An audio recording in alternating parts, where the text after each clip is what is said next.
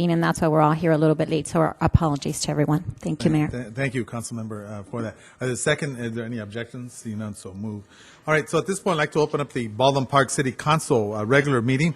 Today is May 7th, 2014.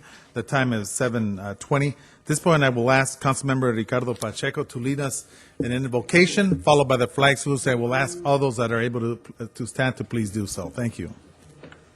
Thank you, Mayor. Just as a footnote, I would like to report that the Supreme Court, they made a decision on prayer at council meetings constitutional, and this from the Associated Press. The Supreme Court says prayers that open town council meetings do not violate the Constitution, even if they routinely stress Christianity. The court said in a 5-4 decision Monday that the content of prayers is not critical as long as officials make a good faith effort in inclusion. So I just wanted to note that. But I have a prayer here that I'd like to read. Will you please bow your heads with me? Let us pray silently together, each one of us according to our individual beliefs. Let us offer thanks for our food and the blessings of fellowship around us. Let us be source of hope for those in need and contentment for those who are lonely.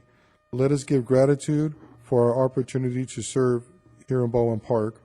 Let the feelings of love, kindness, and well-directed, yet gentle spirit always be reflected in our actions. Amen.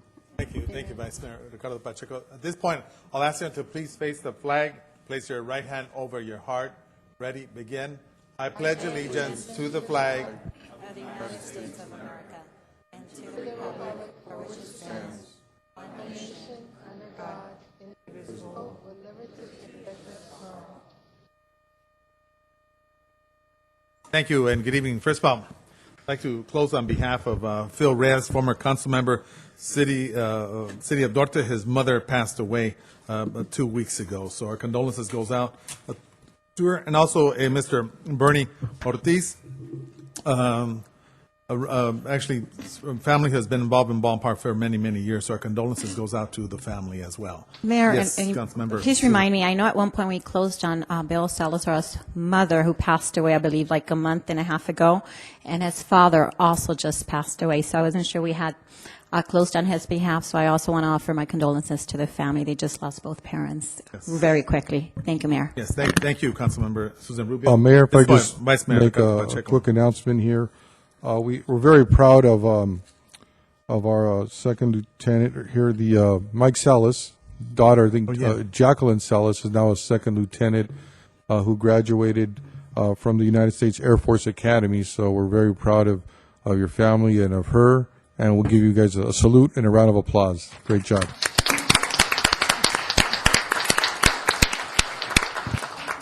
So once she graduates, we have her lovely picture here. If you could bring her here, we'd really appreciate it. Thank you. Thank you. And I'd like to also make an announcement that on May the 13th at 10 o'clock in the morning at Hearst Ranch, which is on Orange Avenue, there will be a dedication and a memorial to the two police officers, highway patrol officers that were killed in the line of duty, Officer William Ferris Leibhardt and Officer Harold Eugene Horn.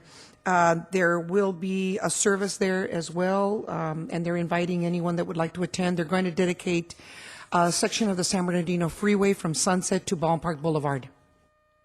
Thank you very much. Anyone else wishing to share any other items? All right, so if not at this point, why don't you go ahead and the presentations. The first one that I have is Older American Month. Yes. You need to take roll call. That's right, I forgot.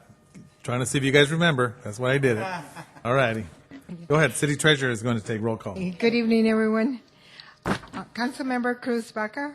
Present. Councilmember Monica Garcia. Here. Councilmember Susan Rubio. Present. Mayor Pro Tem Ricardo Pacheco. Present. Mayor Manuel Lozano. Present. Thank you, City Treasurer, and our City Clerk as well. All right, so at this point, I'm going to go into the proclamation part of it, and the first one that we have is Older American Month. It reads, Safety Today's Health Tomorrow. Older Americans are among the greatest treasure, providing invaluable links to the past and wise counsel for the future. And the gift of longevity will ensure that today's and tomorrow's seniors will continue making significant contributions to our families by giving of themselves freely and by sharing their wisdom and experience. It is important to acknowledge the contributions older individuals have made to our economy, well-being in our communities and in workplace through civic leadership and mentoring. The seniors of tomorrow will be increasingly multicultural, multi-generational, more diverse socially, ethnically, and economically than past generations. An expanding elder population will profoundly impact every facet of our lives, redefining our ideas of work, retirement, and leisure, altering our housing and living arrangements, challenging our health care system, reshaping our economy, and altering social and public policy. The opportunities and challenges that await us as we begin a new chapter in the human history requires our continued commitment to the goals of ensuring that our senior citizens may enjoy active, productive, and healthy lives and do so independently, safely, and with dignity for as long as they choose. And the dedication of our Elder American Month coincides with the recognition of May as Older Americans Month by the President of the United States, with this year's national theme being Safety Today, Health Tomorrow. So I want to acknowledge, who is going to be picking this? Are we giving this to anyone? Oh, Dr. Kerr is coming up? Okay, Dr. Kerr is we're going to give this, you want to come up to the dais? We'll go ahead and present you with the proclamation. All right, thank you very much. Want to just thank all the seniors. Had a beautiful event this past weekend, so that was a really nice opportunity as well.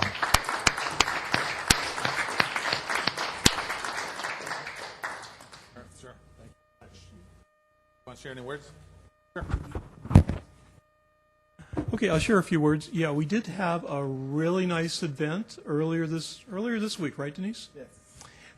Which we had several city council members participate, and it's really great in the city of Baldwin Park how they recognize and they value their senior citizens. This is one of the few cities where both the school district and the city work together to really recognize their seniors. So I'd like to thank the city for all of their support in all of our programs.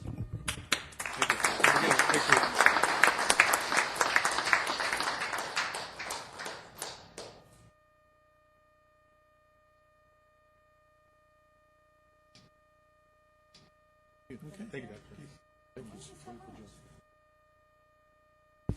Thank you. All righty, thank you. Yeah, a lot of seniors in ballpark, very important. My father just turned 90 this past Saturday, so celebrate a big birthday. And Sunday, wanted to grab breakfast with him. He's got 21 grandkids and more. Canceled me, and I was at a restaurant where I thought he was going to show up. So nevertheless, that's okay. So, all right. So the next one that we have is the Lupus Awareness Month, May 2014, which reads, systematic lupus, commonly known as lupus, is an acute, chronic, complex, and often life-threatening disease. Researchers estimate that 5 million people have been diagnosed with the lupus or related disease throughout the world, and approximately 100,000 more are diagnosed every year. It has been estimated that more than 1.5 million Americans live with some form of lupus, and lupus strikes women of childbearing age, and it affects all aspects of their lives. Women of color develop lupus at a rate 2 to 3 times the rate that Caucasians develop lupus. And lupus impacts more than just the life of the patient. It affects their families, friends, co-workers, employers, and community. Lupus can be particularly difficult to diagnose because its symptoms are similar to symptoms of other illness. And early diagnosis and proper treatment are critical to the improvement of quality of life and survival rate of people with lupus. Increased public awareness, education, and research are key to winning the battle against lupus. Major gaps exist in the understanding of causes and consequences of lupus. So I'm not certain as to who we're handing this to. If not, we could post it over. Oh, there is. Come on up here. We do have 2 individuals that will be presenting this because it's very important that we acknowledge this particular disease.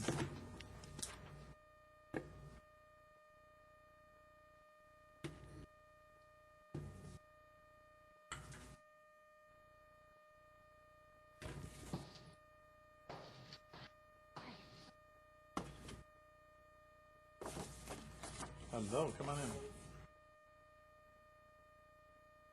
Pleasure. How are you? Pleasure.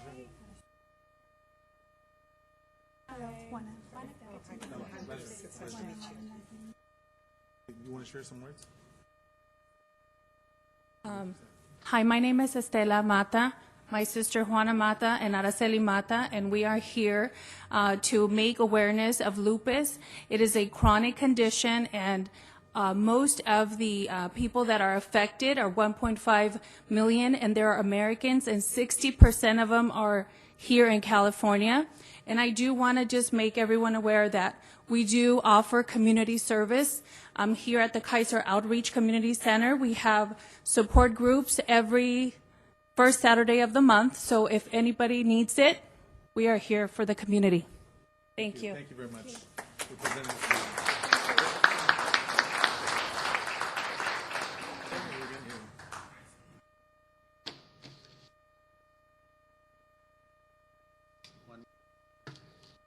Thank you.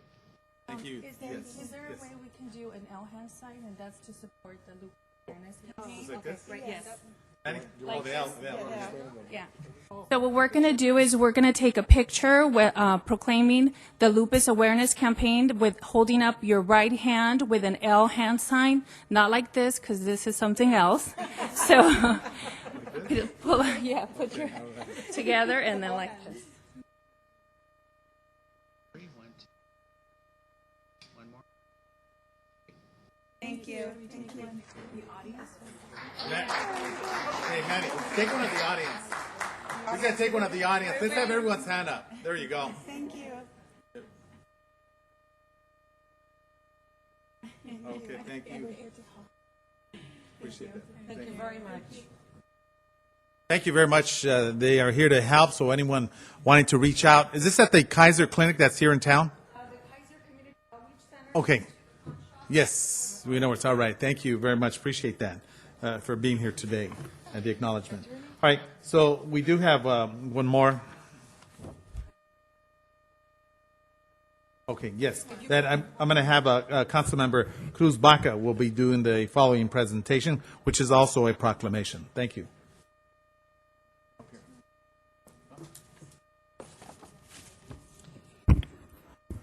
This one's going to Linda Hahn. It's a proclamation for the program director for the Movable Feast, and I will be attending that ceremony on May the 9th. And it says, Linda Hahn began providing her program at the Baldwin Park Community Garden in Baldwin Park, California in 2003. And Linda Hahn's years of service have been marked by exemplary dedication to the best interests of this community through the Movable Feast program.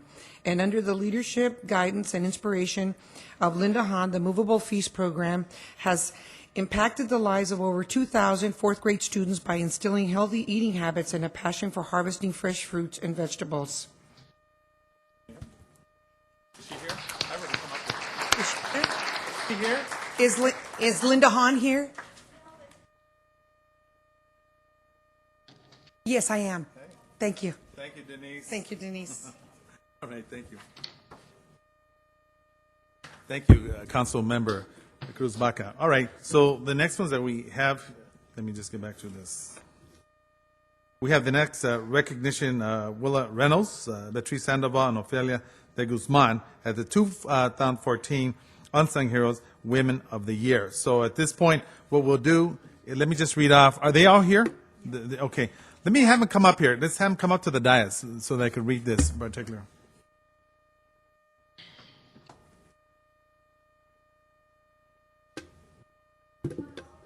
Yes, that's fine. Let's have them all up here.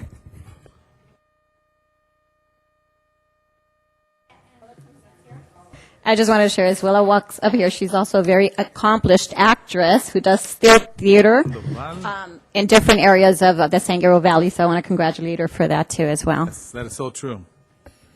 All right. As they make their way up here, I'll go ahead and read this, which reads the 2014 Unsung Heroes Women of the Year. Congresswoman Grace Napolitano. Congresswoman Napolitano honored 24 women who had been nominated by volunteer organizations for exemplary service. The efforts these women have made were acknowledged by their volunteer time in churches, civil organizations, communities, and nonprofit organizations. we recognize these women whose unselfish acts impacts and makes a difference in the lives of so many. We thank them and their families, and we congratulate them on their achievements. So the first one that I will do will be to Ofelia de Guzman from St. John the Baptist Catholic Church. And where's Ofelia? I just saw her. And Ofelia, just to let everyone know, she's also a former commissioner for the city of Baldwin Park as well. So on behalf of the city of Baldwin Park, Ofelia, I'm about to put my glasses on. It reads 2014 Women of the Year, St. John the Baptist Catholic Church. The City Council congratulates you for your commitment and your dedicated volunteer service to the citizens and community members of the City of Baldwin Park. So we'll present you with the symbol, the plaque that represents the city. Thank you. Congratulations. You want to hear some words? I just want to say thank you. Well, come on up here. Okay. Thank you very much, and I'm really greatly honored for this title. All right. Thank you, Ophelia. The next plaque that also goes to Beatriz Sandoval as well, 2014 Unsung Hero. So at this point, it's the same. Actually, it's the same. Yeah, it's the same language that's on here. So I want to present this plaque to her for her great work and community volunteering as well. Thank you very much. Appreciate it. Thank you.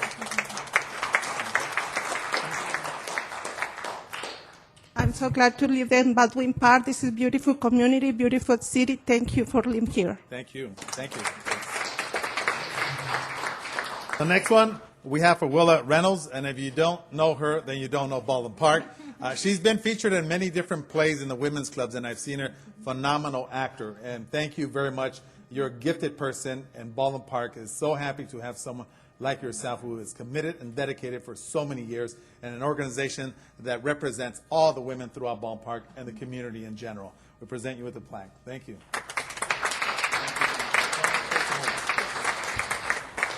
Thank you, Baldwin Park. It is because of you that I received this honor.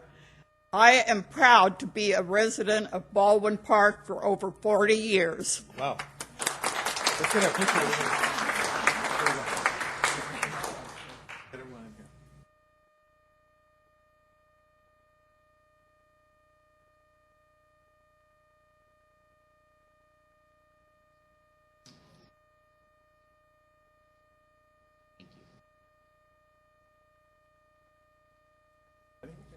Thank you. Thank you very much. Yes, go ahead. Absolutely.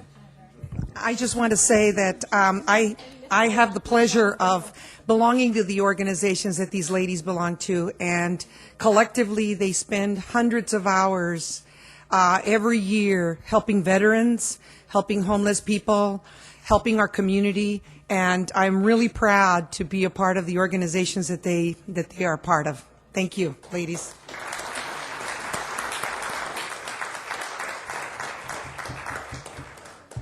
Yeah, I also want to add to that Willa Reynolds represents one of many, and there's so many organizations here, and we wish we could always recognize everyone, and I'm sure Congresswoman Napolitano wish she could recognize everyone, but, they represent the best, and, thank you so much for everyone that participates in our programs, and I also personally have seen the women in action, so there's so many of them to thank, so just thank you once again for what you do. Thank you, Mayor. Right. Thank you. Thank you very much, Councilmember Susan Rubio. At this point, we're going to go in to recognize the Senior Citizens of the Year.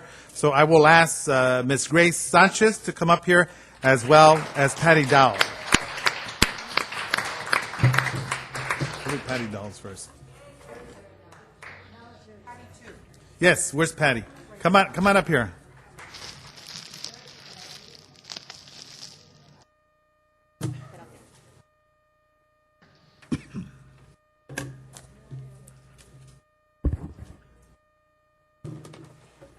Okay, we'll have them up here. Okay, oh, there's Jean.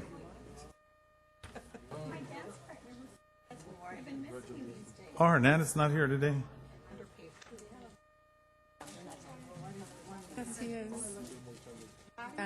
Huh? Where's it? Oh, okay. Let me. All right.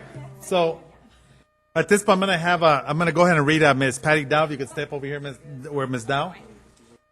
Let's have Ms. Dow, come on over here. I don't see your two sons today. They're not here? No, my grandson's The grandsons, okay, good. All right, I'm going to read this, which reads, it's with great pleasure that we nominate Patty Dow as the City of Baldwin Park's honoree for 2014. Patty Dow and her husband of 55 years spent much of their lifetime contributing to the Baldwin Park community since they moved here, her in 1962. Since 1996, Ms. Dow has been an active member of Baldwin Park's Women's Club, where she serves as the chairperson for crafts, in which helps organize the club's annual fundraising craft sales. In addition to her responsibilities with the Baldwin Park Women's Club, Ms. Dow attends bingo at the Julie McNeil Senior Center in Baldwin Park for the last 25 years and later became a volunteer. As on our helpful and enthusiastic weekly volunteers, Ms. Dow became the newest board member of the Baldwin Park Senior Club. Ms. Dow is not a stranger to volunteerism. She previously volunteered for the Jones Junior High School PTA Club and Baldwin Park High School's Booster Club while her two sons were in school. Her commitment and involvement in the community led her to position as an instructional aide at junior high, where she worked for 16 years until she retired in 1997. Ms. Dow is 77 years old, and we are excited to nominate a wonderful and active member of our community. So on behalf of the City of Baldwin Park, Ms. Patty Dow, present you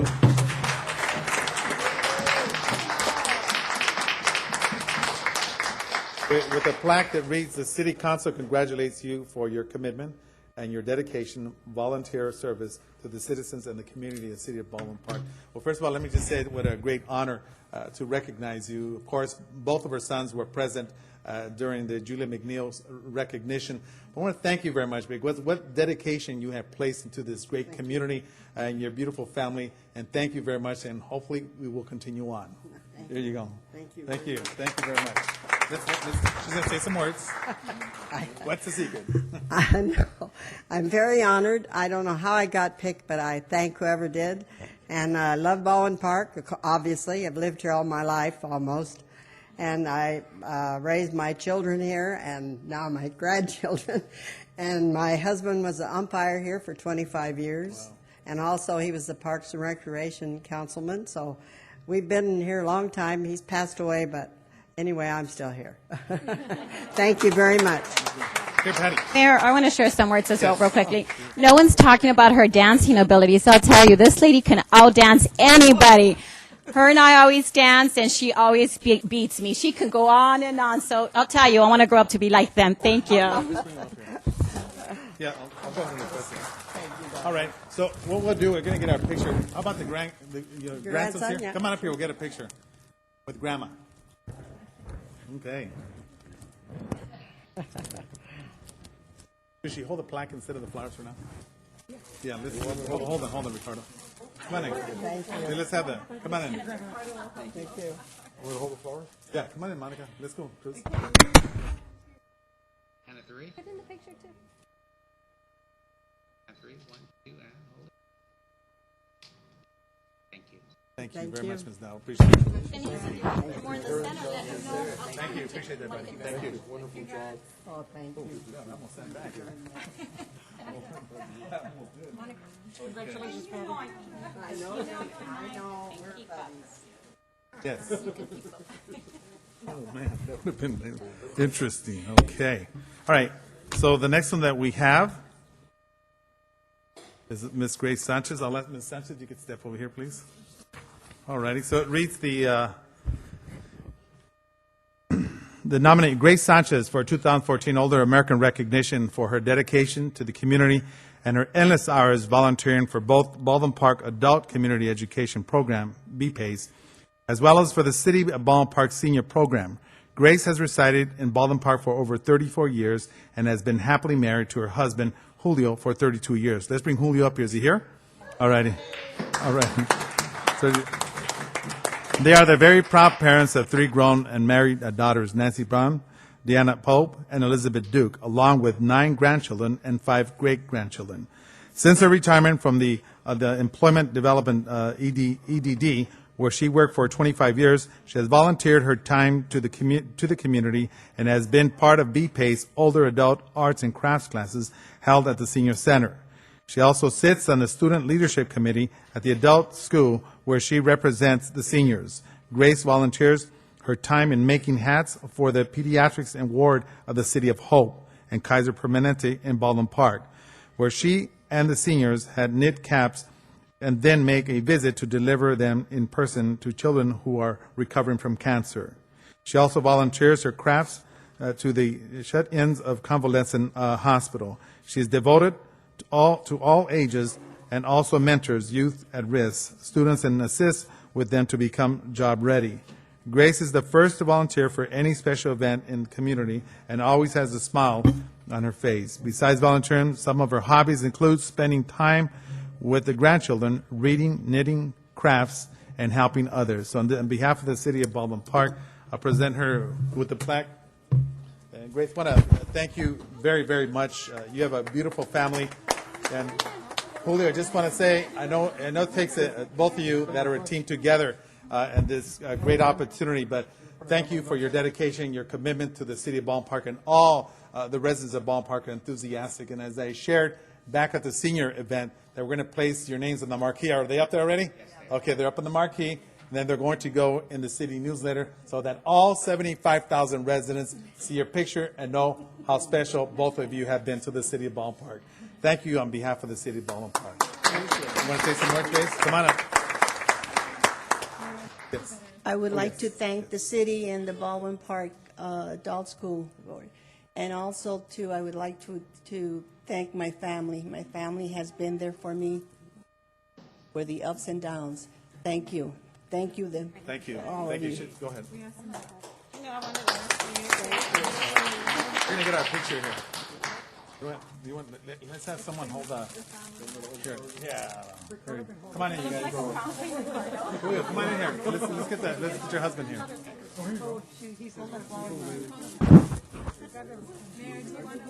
Yes.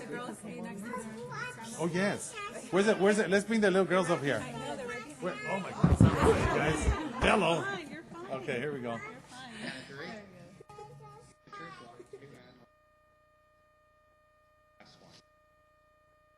Awesome. Ve al taconazo.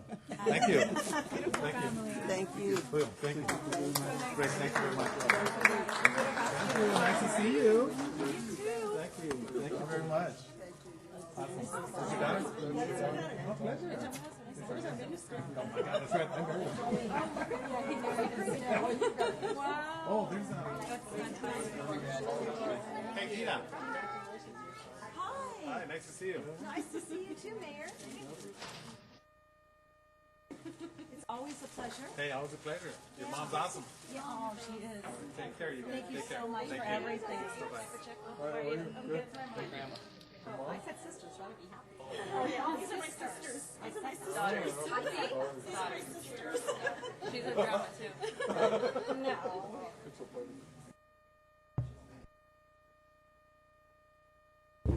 As they get squared away, I just want to thank them all for being a part of our community. We have such beautiful families here, long-time residents, and we are just so proud of them, and we're so glad that we have the opportunity to honor them today.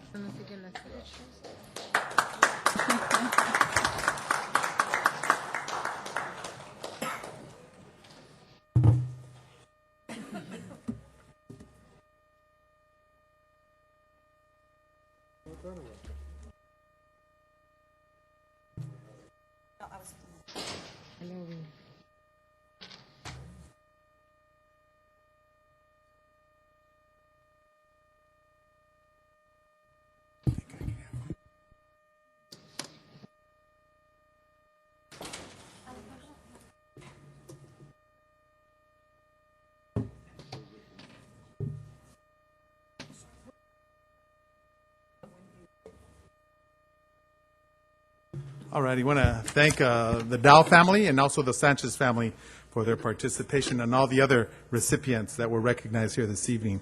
At this point, I'm going to open up the public communication. Anyone wishing to speak, you have approximately 2 minutes. Thank you. Good evening.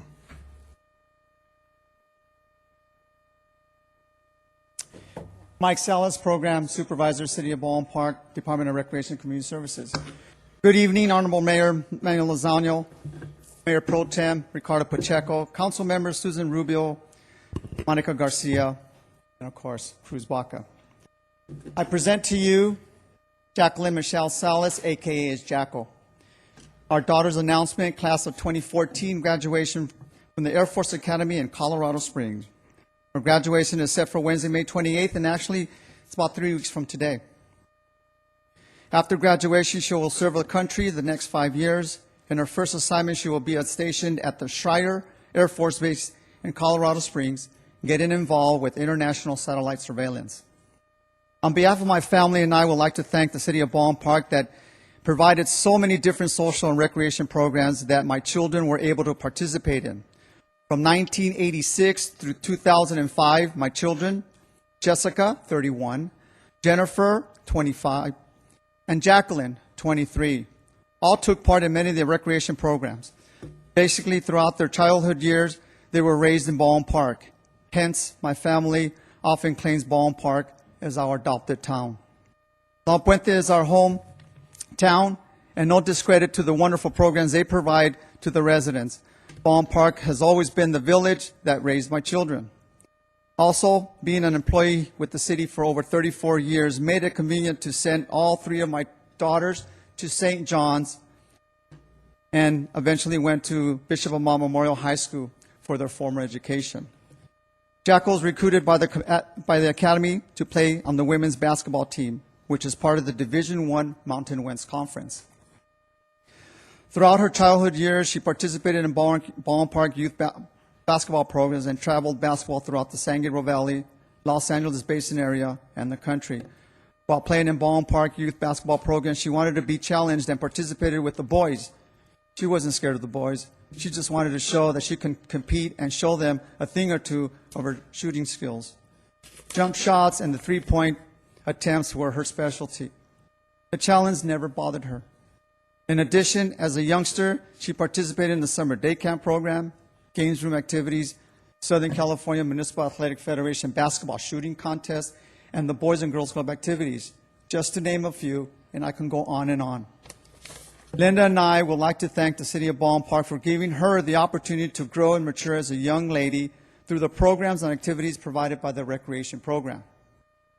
This is a testament of the quality programs and activities provided by the Department of Recreation and Community Services. In closing, Baldwin Park is truly the village that raised my children and helped carve the path for Jacko. Baldwin Park should be proud of the many programs it has to offer to the residents. Linda and I will always be grateful for the opportunities given to our daughters. Thank you once again. Thank you, Mike Salas. Appreciate that. Congratulations, Mike. And is it, just for clarification, is it 2 minutes or 3 minutes? 3. 3? It's 2 minutes. Oh, 2 minutes. 3 minutes, excuse me. What am I 3? saying? 3? Excuse me, stop interrupting. Excuse me, stop interrupting. Stop interrupting. Stop interrupting. This is a public meeting. The residents here have a right. Excuse me. You're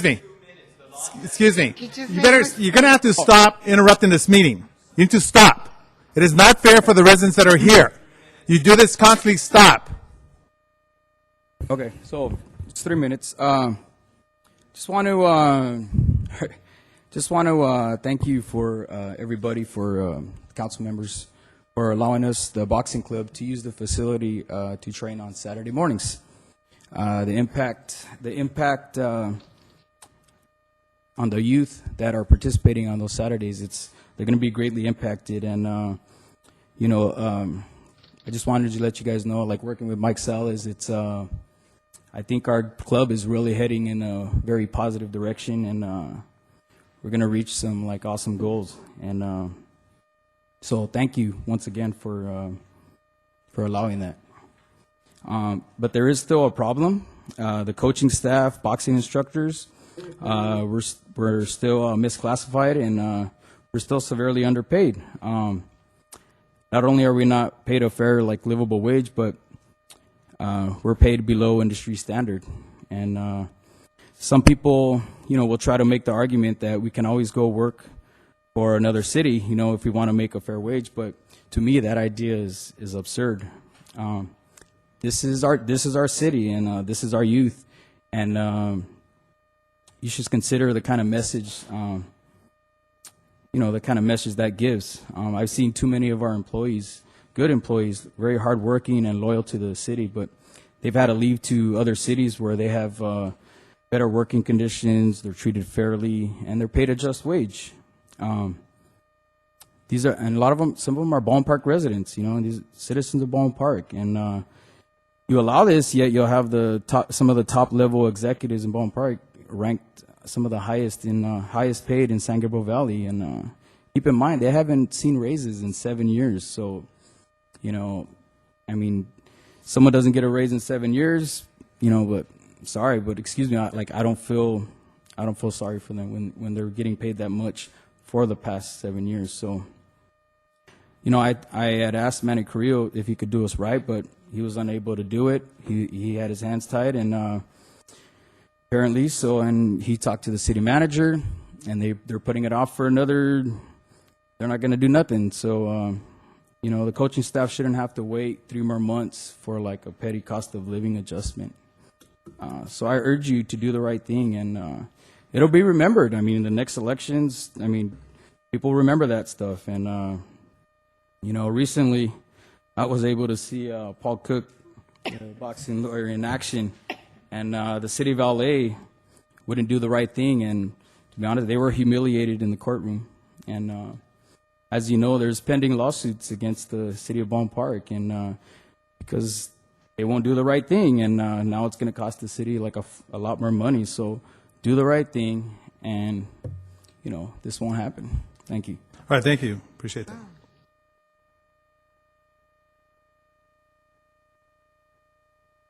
Hi, Paul here. Paul Cook, resident of the city, citizen of the city. I have 4 announcements to make. 4. First, maybe 3, maybe 4. The first one, I passed out that paper today. That's about how Manny Carrillo's a money launderer. He's been using the BPCCC, scamming the city. And how come that's why they pay him $200,000? Don't look at me like that, Ricardo Pacheco. It's very offensive. Your administrator is stealing money, giving gift cards out, laundering a whole bunch of money. I've proved it. It's terrible. He gave Julian Casas, our boxing coach, a 40-cent raise after 14 years.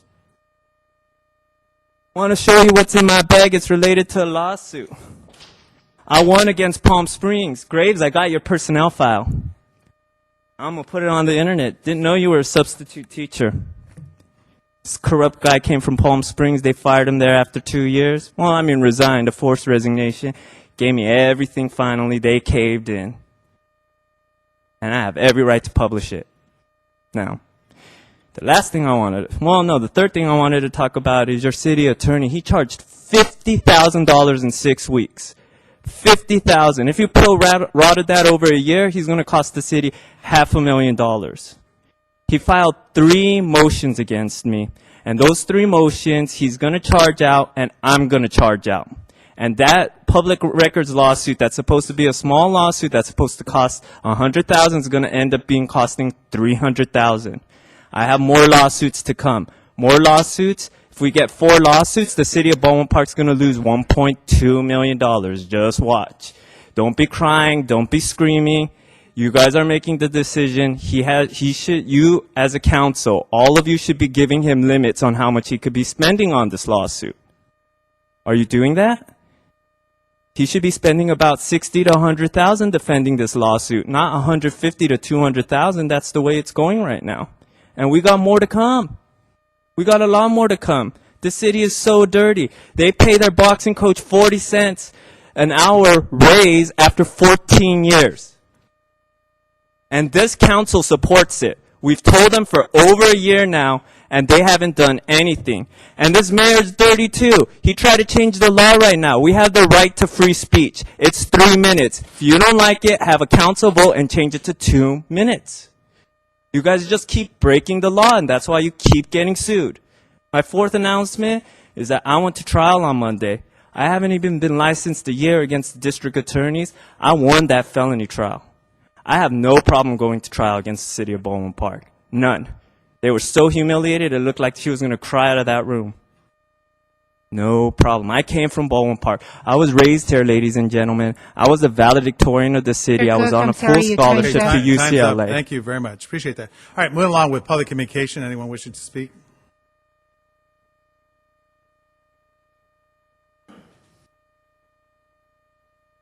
Hello, everybody. I'm Art Luna. Congratulations, everybody that got an award or whatever. Thank you very much. And people, council, listen to what we tell you, please. This gentleman makes half or almost half as much as the President of the United States. Where do you guys get all this money? You look at me like saying, we got money. Aren't we in debt? 1.5 million? Or are you guys feeding us the wrong information? This gentleman over here is trying to draw up a program for your financial. Where is it? He's been doing it for 2-3 years, I think. Where does all this money come that you people are spending? 1.5 million in debt, and you're spending money like we got. I don't see a train full out there. I don't see armor cars full out there. I know it's ridiculous what I say, but think about it. Where's all this money coming from? This so-claimed project, 500,000, you're pushing that down the wall like it meant nothing. Gee, many crickets, folks. We need income. That means big businesses, little ones. We don't care which kind of business, long as it's legal. But what are you guys trying to do to us? Bankrupt us? City of LA is doing a real good job about theirs. You guys want to follow? You want to be another Stockton, San Bernardino? Don't look at me like you're surprised. 1.5 million, that's a lot of bucks. You got money to throw away? Throw it to these people out here and me too. We want to spend money. But you know what? We don't have that kind of money to spend. So every time you give somebody a raise, think about it. You want to be another City of Bell? You all want to go visit Uncle Sam? We got plenty jails. They say we don't, but I guarantee you we do. 200,000 to run the Parks and Recreation. That is pretty awesome money to pay somebody that's running the city Parks and Recreation. What is so big in that part of the city that it earns that kind of money? Think about it.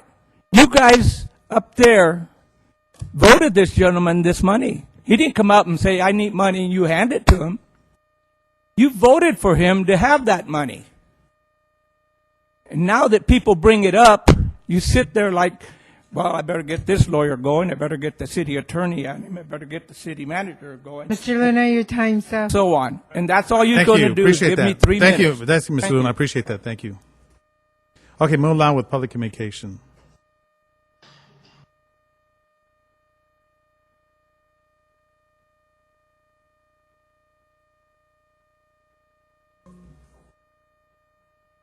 Thank you. I'm Dolores Azim, and I'm very happy to hear you say that you take care of the senior citizen of Baldwin Park. And I hope when you finish hearing what I have to say, that you will practice what you preach. I have an open patio that the city wants me to take down. Patio was built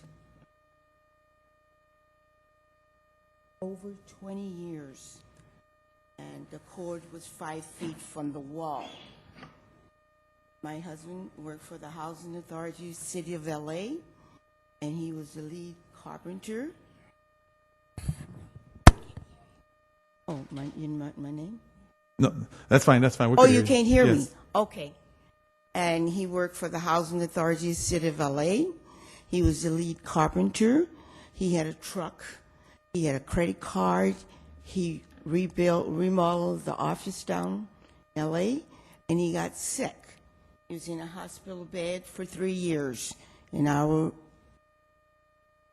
family room.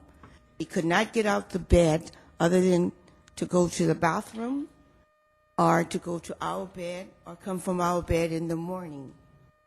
He wanted a patio built, and he got a guy to build it, licensed. He thought the guy had gotten a permit, and he died believing that he had gotten that permit. And I found out that he didn't have it because somebody thought somebody died and made them boss of our block and turned in 6 of us. Okay? They turned in that I had an open kitchen, a kitchen on my patio, and I did have one. But when the patio was built, the cord was 5 feet from the wall. It was over 20 years. And we did not have a kitchen patio. It was given to us by my sister-in-law neighbor that was remodeling their kitchen. My husband loved to cook. He enjoyed that patio. I don't want to cook. I cooked one time and he'd been dead 5 years.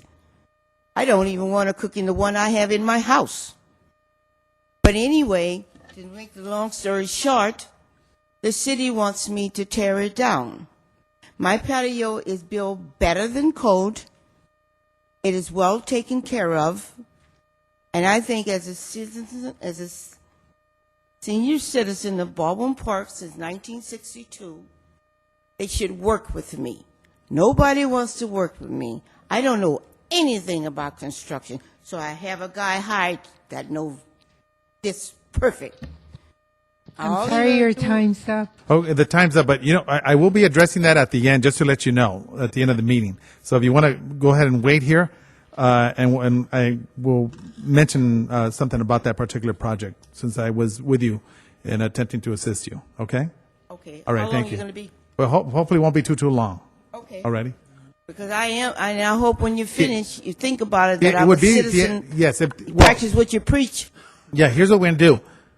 Once it finishes, I'll make reference to that. And I want to let the audience know I'm going to make comments about the individuals that came up here and made these allegations. All right. Thank you very much. Okay. All right. Thank you. Hi.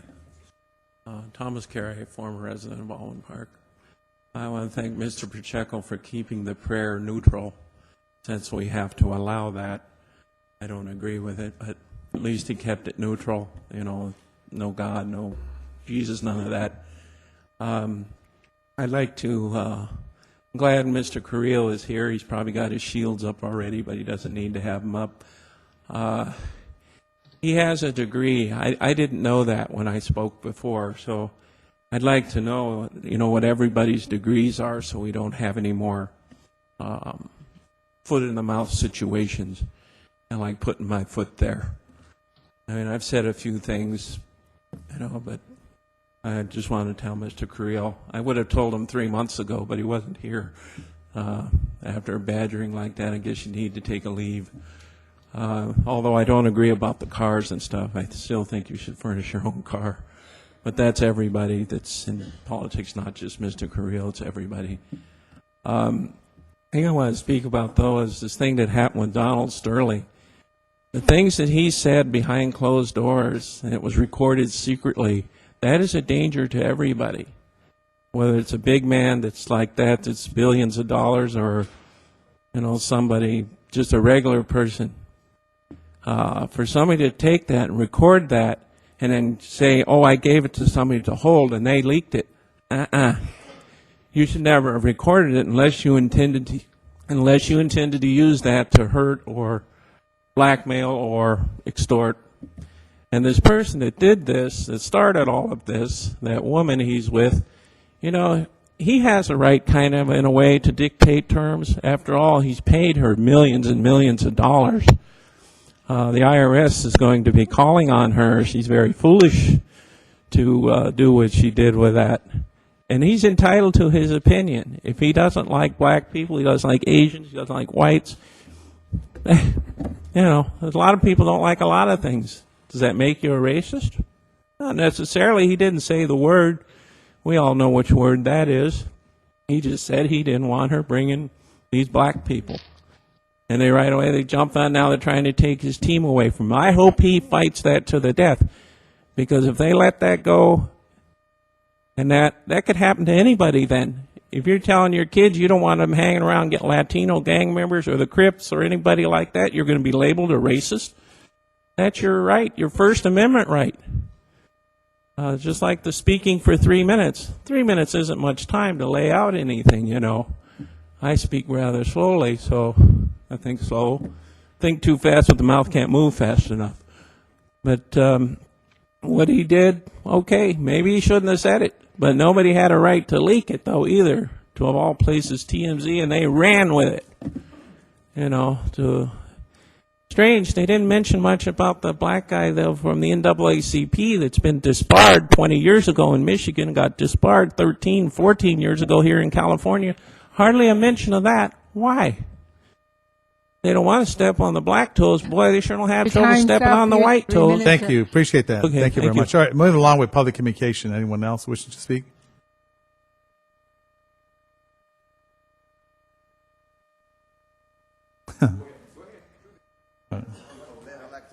Good evening.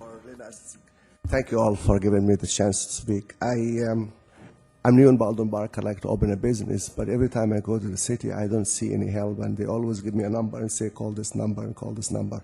I just want something to be faster so we can start business, we can do things. A couple of weeks ago, I went to the city. So far, I haven't heard anything from them. I left my name, my phone number. Just good luck to everybody, and hopefully we can speed the system a little bit. Thank you. Well, thank you. I'll refer you to Lieutenant Captain. If we could talk to him to find out the specifics of the department he's inquiring about. All right, thank you. Thank you. Good evening. Good evening, John Rios. First of all, I want to congratulate the maintenance department. They went to Wellnut Creek. They cleaned it up. We still have some issues there, but you guys did a beautiful job for the Easter weekend. We had a bunch of families in there. Looks nice. We just need to get some water into those trees. You know, another thing is, police department has done a beautiful job in our neighborhood. They've been cleaning up. You know what I mean. You know, the little gangsters and stuff like that. You know, they go around maybe once or twice a day at nighttime. They go around, you know, but they're doing a beautiful job too in our neighborhood. You know, I don't know the other neighborhoods. Another thing, I just hope that we don't come out smelling like the radio station that came against the Baldwin Park Unified School District. You know, we have to get more involved with our kids. We need to start going to those meetings, which I am going to the next meeting. I got some facts and figures. They're not going to like me. I don't care. There's some programs there in school. We get outdated stuff served to the kids. The kids don't want to eat in cafeterias because it's burned or something else, you know. I have told a couple of the kids that I know that were in my baseball teams to bring me some facts so I can take it to their meeting. It's getting very nasty for our kids that they don't even want to eat at school. They rather go buy junk food. We're always thinking, you know, eat healthy, yeah. I tell my grandkids, eat healthy. But when they go to school, nothing healthy in there. Okay? So let's hope that City Council go to those meetings so you'll learn that where our money is going to. Okay? Our money from the school is being mismanaged. Okay? Thank you. All right, thank you very much. Went along with public communication.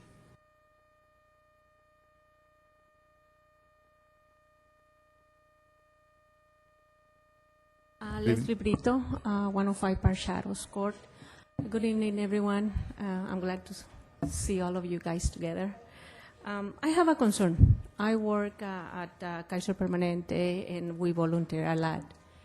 And about 2 weeks ago, one of the doctors asked all of the employees to volunteer for provide physicals to teenagers to Diamond Bar. And I was wondering, why Diamond Bar?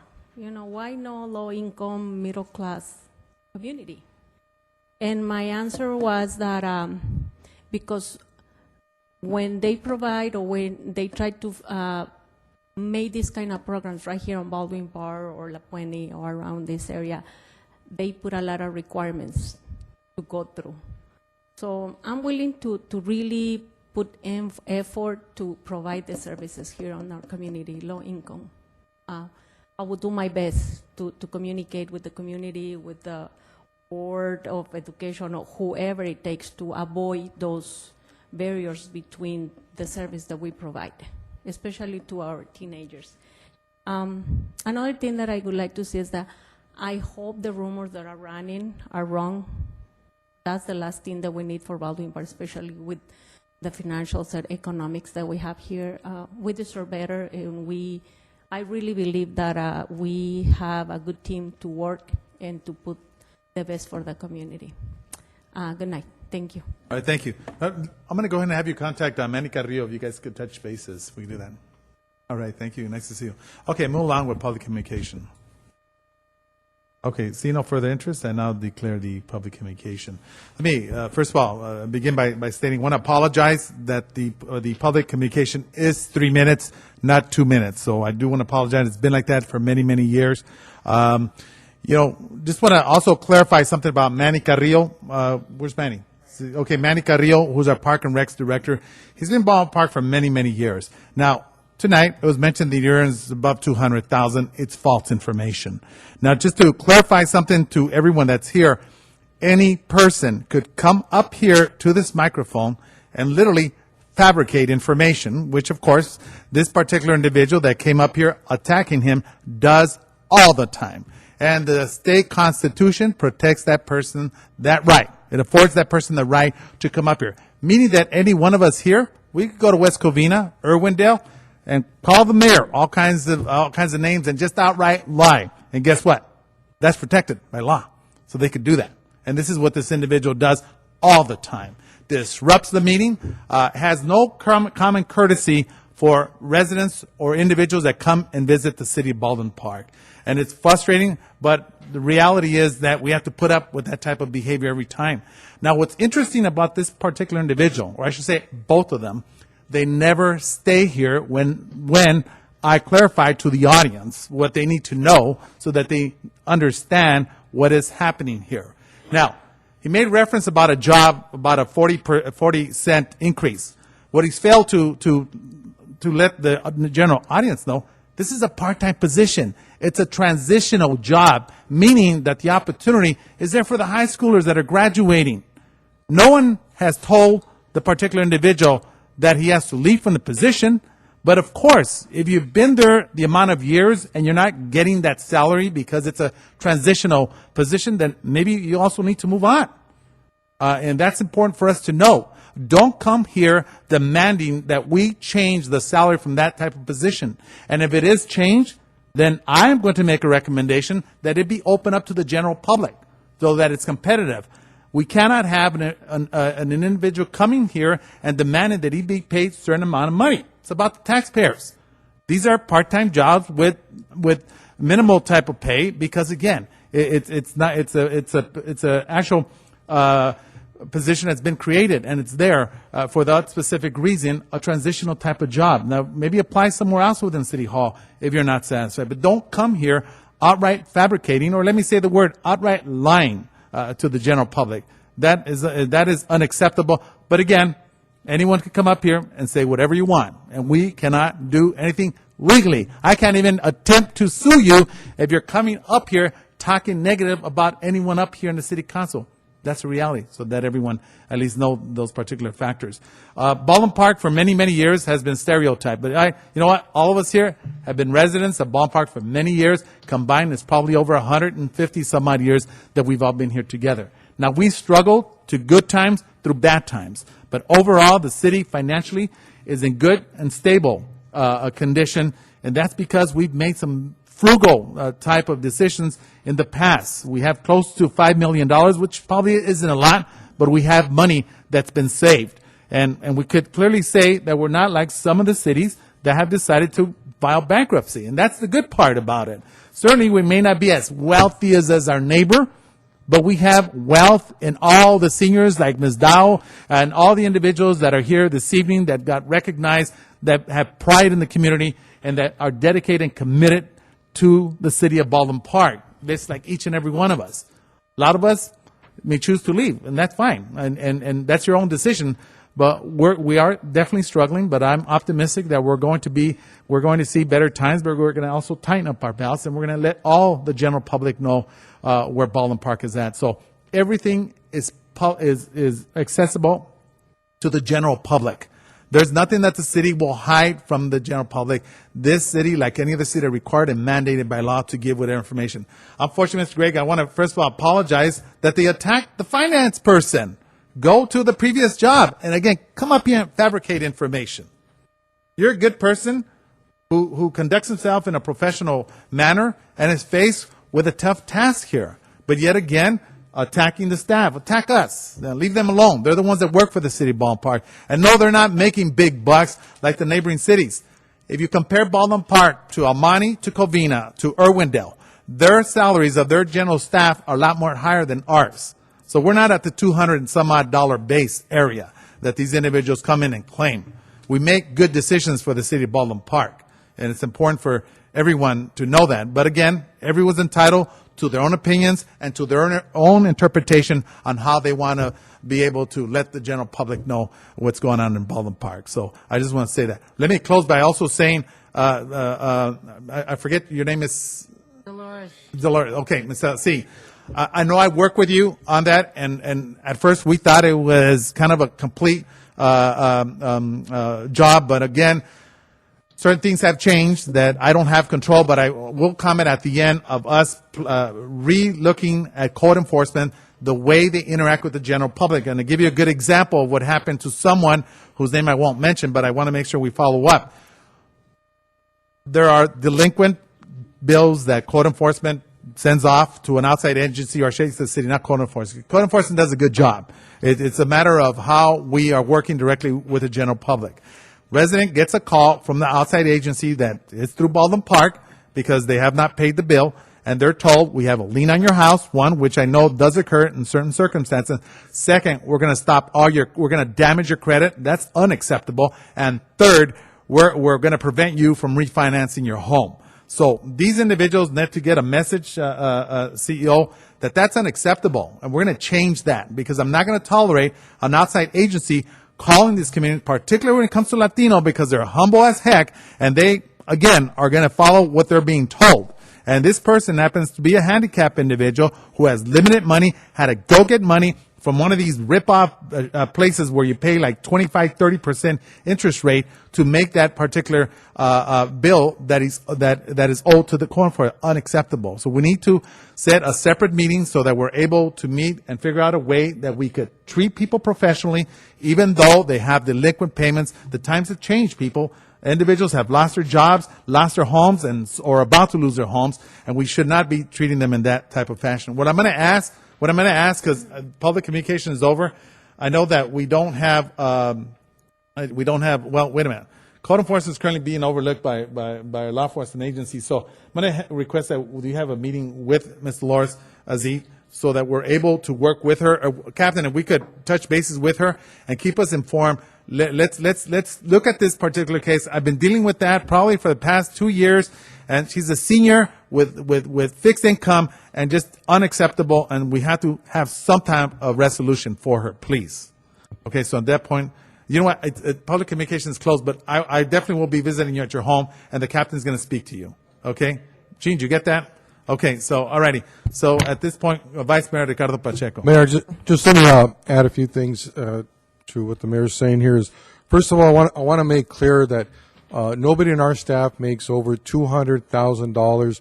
I want to make sure that the public knows that, and you can look on our website. By law, we have to put the salaries of all of our executive and their benefits. right. So they get, for example, they were saying that the Parks and Recreation Director makes $250,000 or $1 million, whatever the number is. He makes $140,000, and plus whatever his dental, health, vision, car allowance, cell phone, insurance, retirement plan, all that probably adds up to about $15,000. So he is not the highest paid. I can guarantee you, if you look at salary surveys of other cities, we are probably one of the lowest paying cities throughout the San Gabriel Valley. So I want to make it very clear, nobody's making $500,000 or $250,000. Where these numbers come up from are just outrageous. I don't agree with them. He'd have to show the facts and figures that he's getting, but it is not at that level. Just I want to assure you. Also, Manny Carrillo is an individual who's been here for many years.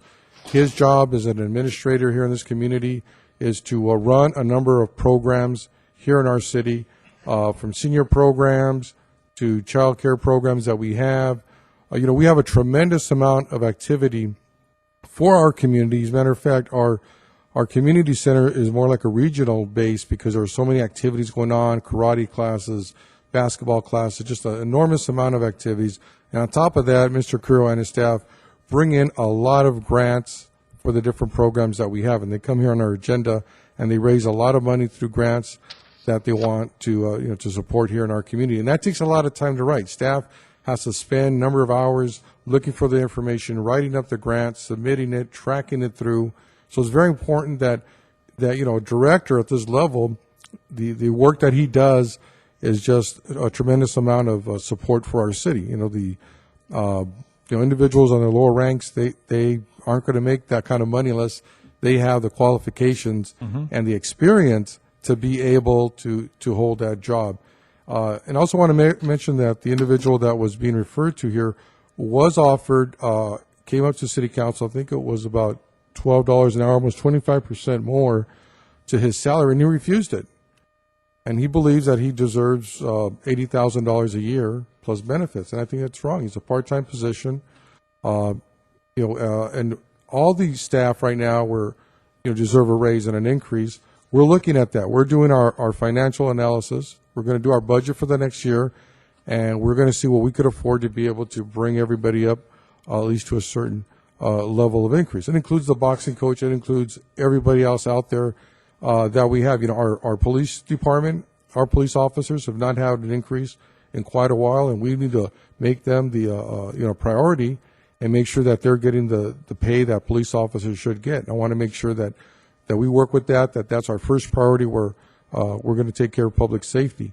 So I just want to make sure that a lot of these allegations are just totally misleading. Don't agree with them. You can look here on the internet. I'm looking at it myself. It's the City of Baldwin Park and its executive salary and benefits. Our recreation director makes $140. Our chief of police makes $155.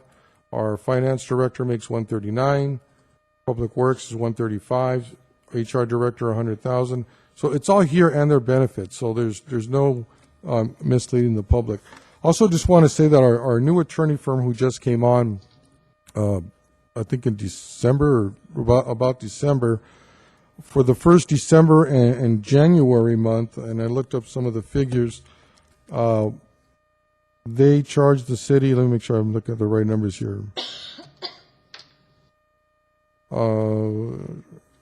Okay, our previous law firm was $74,000 for the 2 months, and for the same time and period, this law firm charged $50,000. So that's like a $23,000 difference, for the same period of time. So they're not overcharging us. If you compare our February billings of our previous law firm from February of 2013, that's last year, February month, they charged $33,325, and this law firm for this past month charged $25,749. So There's $7,000 under that. So I don't know where the numbers are coming from that these individuals are coming up with, but I think we have a good law firm. Most importantly, they closed out a lot of lawsuits that were just with our previous law firm. The lawsuits continued, and this firm is able to close them out and not continue a lot of these smaller legal issues that we're having, and closing them out early ahead of time so that we're not continuing to have being overbilled by having a number of charges from law firms that just continue with cases that continue on.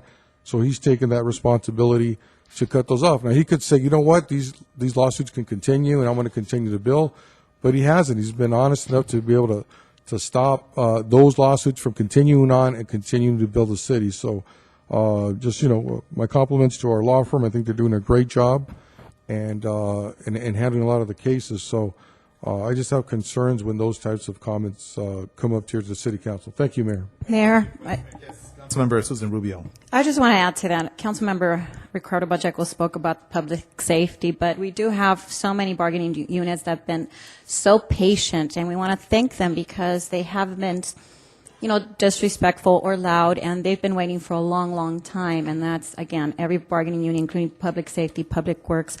And so we just want to thank them. They've been very patient. We have been trying to take care of our employees, and times were tough, and so we're working to get there. So thank you to everyone for being patient, and we appreciate your work. Thank you, Mayor. Thank you very much, Councilmember Susan Rubio. Okay, at this point, yes, Councilmember I just want to make one yes. comment. Of course, I would like to thank all the bargaining units that have been patient, but most of all, I'd like to thank all our staff and everyone up here on the dais for being patient with the comments that are being made and being thrown at us, and for there not to be other comments that are being thrown back. And I'd just like to say that I think that that it's good that we have that respect for the public, and we just sit here and have to take it. Yeah, unfortunately, welcome on board. All righty. At this point, I'd like to make one more comment. And just to Mr. Graves, I also started as a substitute teacher. And so everyone out there, I was a substitute teacher. It doesn't minimize the qualifications of an individual. I went to teach. I was an assistant principal for 3 years. I'm a council member. So once again, where you start really doesn't define your qualifications at the current time. So I join you. Thank you. Thank you very much. Mayor, I just want to add that he was a working man, just like everybody else. So you were a substitute teacher. I mean, I don't understand what the issue is. At least you worked for a living, right? So, great. So am I. You taught children. I think it's great. And you worked your way up to the position you're at. So just want to thank you for that. Congratulations. Real quick, just before I end, Mike, I just want to say, I've known your little daughter, Jacqueline, since she was in little diapers and you and Linda carrying her. I'm proud of you and proud of Linda as well. What an awesome opportunity to be able to see your daughter graduating. Hopefully she could come and visit as one of the city councilmen so we could recognize her, because yes, I know that they are products of this great city despite them living elsewhere, because they've played every sport and participated in everything in Ballpark. Love her, buddy. Take care. Thank you. Mayor. Yes, Councilmember Monica Garcia. Thank you. I'd also like to congratulate Mike Salas.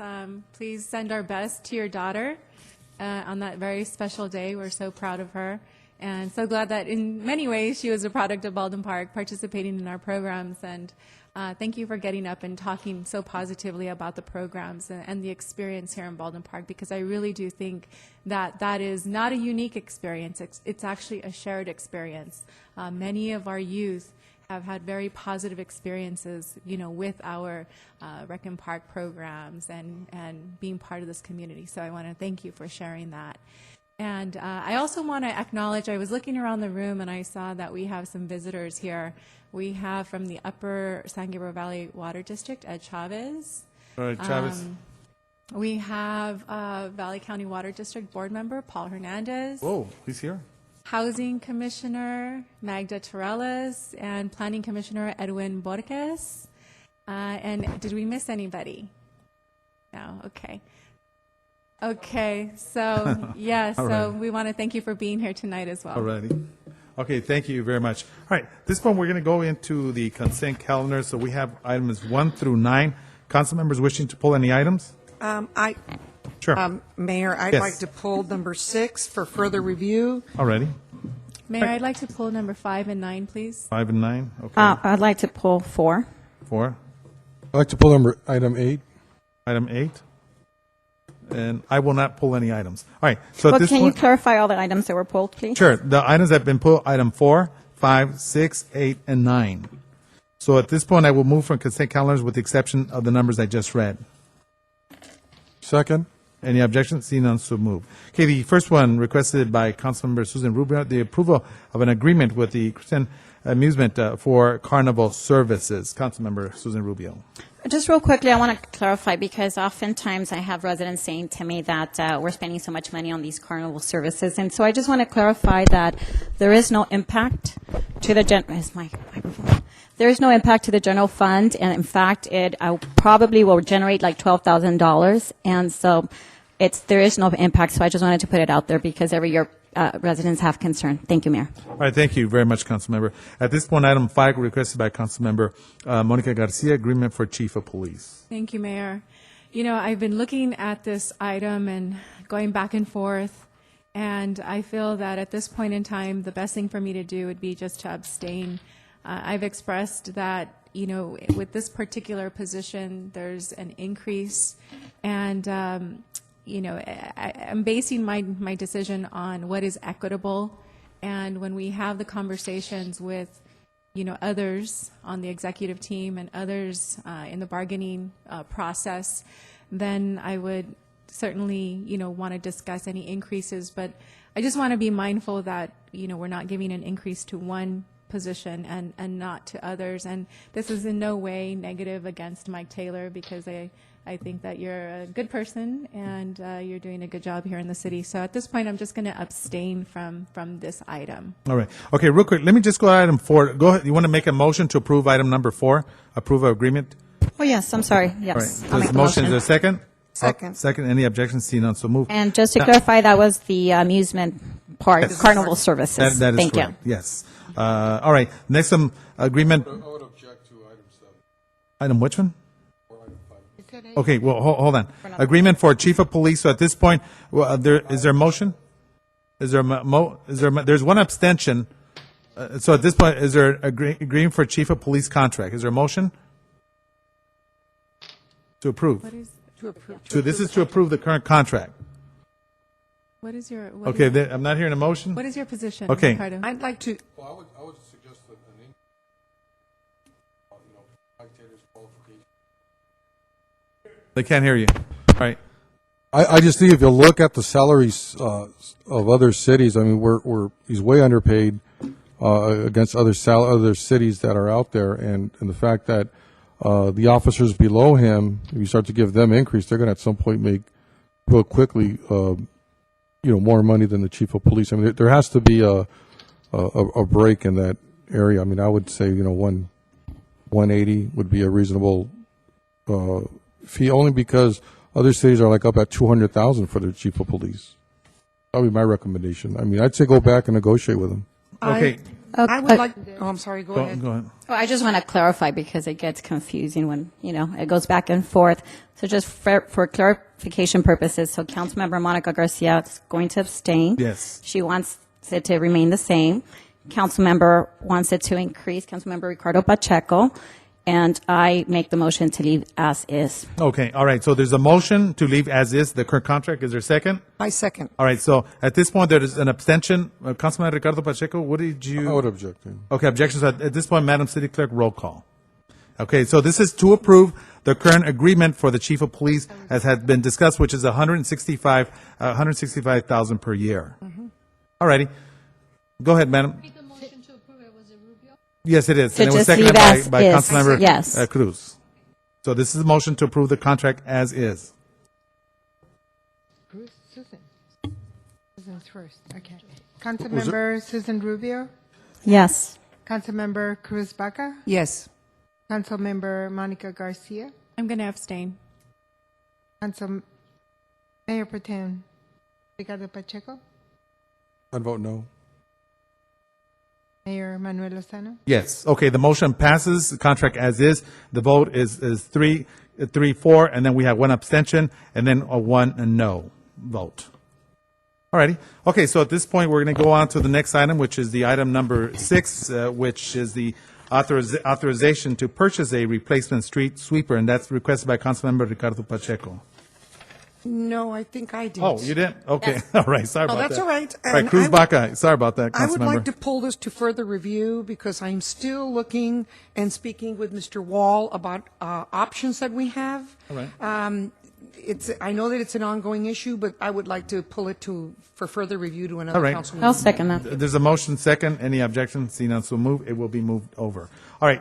Item number 8, which is the award contract for the design of 2 streets and 2 alleys. Who lost track? Is that Councilman Ricardo Pacheco? Vice Mayor Ricardo Pacheco.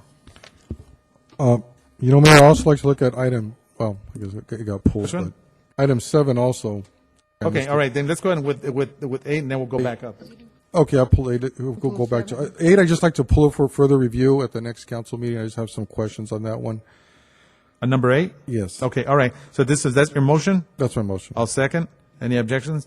This point, we'll go over to item number 7, which is the approval of Barnes Park change orders. Okay, can you describe those change orders? They just seem awfully high for a change order. Yes, the first change order is a $20,000 savings to the city based on some value engineering that was done. Won't affect the look, feel, or use of the project. This is some underground work that we found a way of saving some money on. The second change order was included in the original contract as an additive alternate, and that item included the expansion of a picnic area, which at the time we did not identify a source for funding it. However, with the $20,000 savings plus in conversations with the planning department, we found that there was some Quimby funds which are set aside for the sole purpose of improving parks and other recreational facilities, that we could use that money to do that additive alternate item. The third change order is to redo the water features at Morgan Park. The contractor who is working on the Barnes Park water features has been a very good contractor. We've been very impressed with his work. His price was a good price. He's offering us a very similar price to redoing the water features at Morgan Park. Time is of the essence on this if we want to have it done in time for the summer season this year. And so when we discovered the Quimby funds, we have a design from the original architect who did the Barnes Park for redoing Morgan Park's water features. And we got a price on it. Seemed like a fair price, so we're bringing that to council to see if we could get those improvements done in time for the summer. The additive extension came out of the Quimby fees funds? Yes, Quimby's going to pay. And how much is that one? Let's see, change order 1. Let's see, that's change order 2. Go down. Let's see, that is.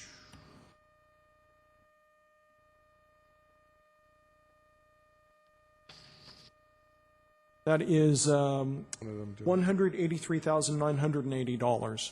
How much? $183,980. Okay, and then the last one, the water feature, how much was that? The redoing the water features is $80,200. I have a question, if you please. I noticed that in your staff report, it says that the water feature at Morgan Park has to be fixed or has to be redone. Are we going to be seeing this every year with this water feature? No. At Morgan Park, that water feature has been in for 5 years, and it's worn out. That's the simple. So thing. we won't when see it again for we- another 5 years? Hopefully longer, but yeah, at least 5. If I could also interject, Mr. Wall is installing brushed concrete at Morgan Park. Currently at Morgan Park, the flooring is rubberized, so the rubber failed. Right. So with the brushed concrete, it should last much, much longer. Yeah, that's the hope. As long as the surface gives us a slip-resistant surface, we'll be good for a long time. Okay, so what's the difference? You're talking about actual concrete, but it's brushed or something? Is that Is that what you mean by brush fencing? It's going to have a color component to it. It's a brush surface. It'll be slip resistant. Currently, the rubber surface out there is peeling up. It's causing a safety hazard. We wouldn't be able to use the water features at the park this year. Okay. With it in its current condition. Okay, so the additive extension that you have here, was that, it just seems like the Quimby Fund was an afterthought that you guys, was it always a part of the original budget that there would be money for that? Which one? The Your additive Morgan Park or the extension? Oh, The okay. one for 183. The one for 183 was part of the original bid. We didn't know what the bids were going to come in at. We knew how much money we had. At the time, we hadn't identified these Quimby funds. So kind of with the idea in our, it was our idea that we know what we need to get done out there as far as water features go. We knew what we would like to do, which is this additive alternate. So it's a larger, it's a new shade structure, it's some picnic tables, some concrete work, that kind of thing. That was something that was on our wish list. So we had that bid out as an alternate, additive alternate. And so we had a firm price on that, and we didn't have the money at the time. So how much is in the Quimby Fund altogether? What's the fund balance in Quimby? Yeah.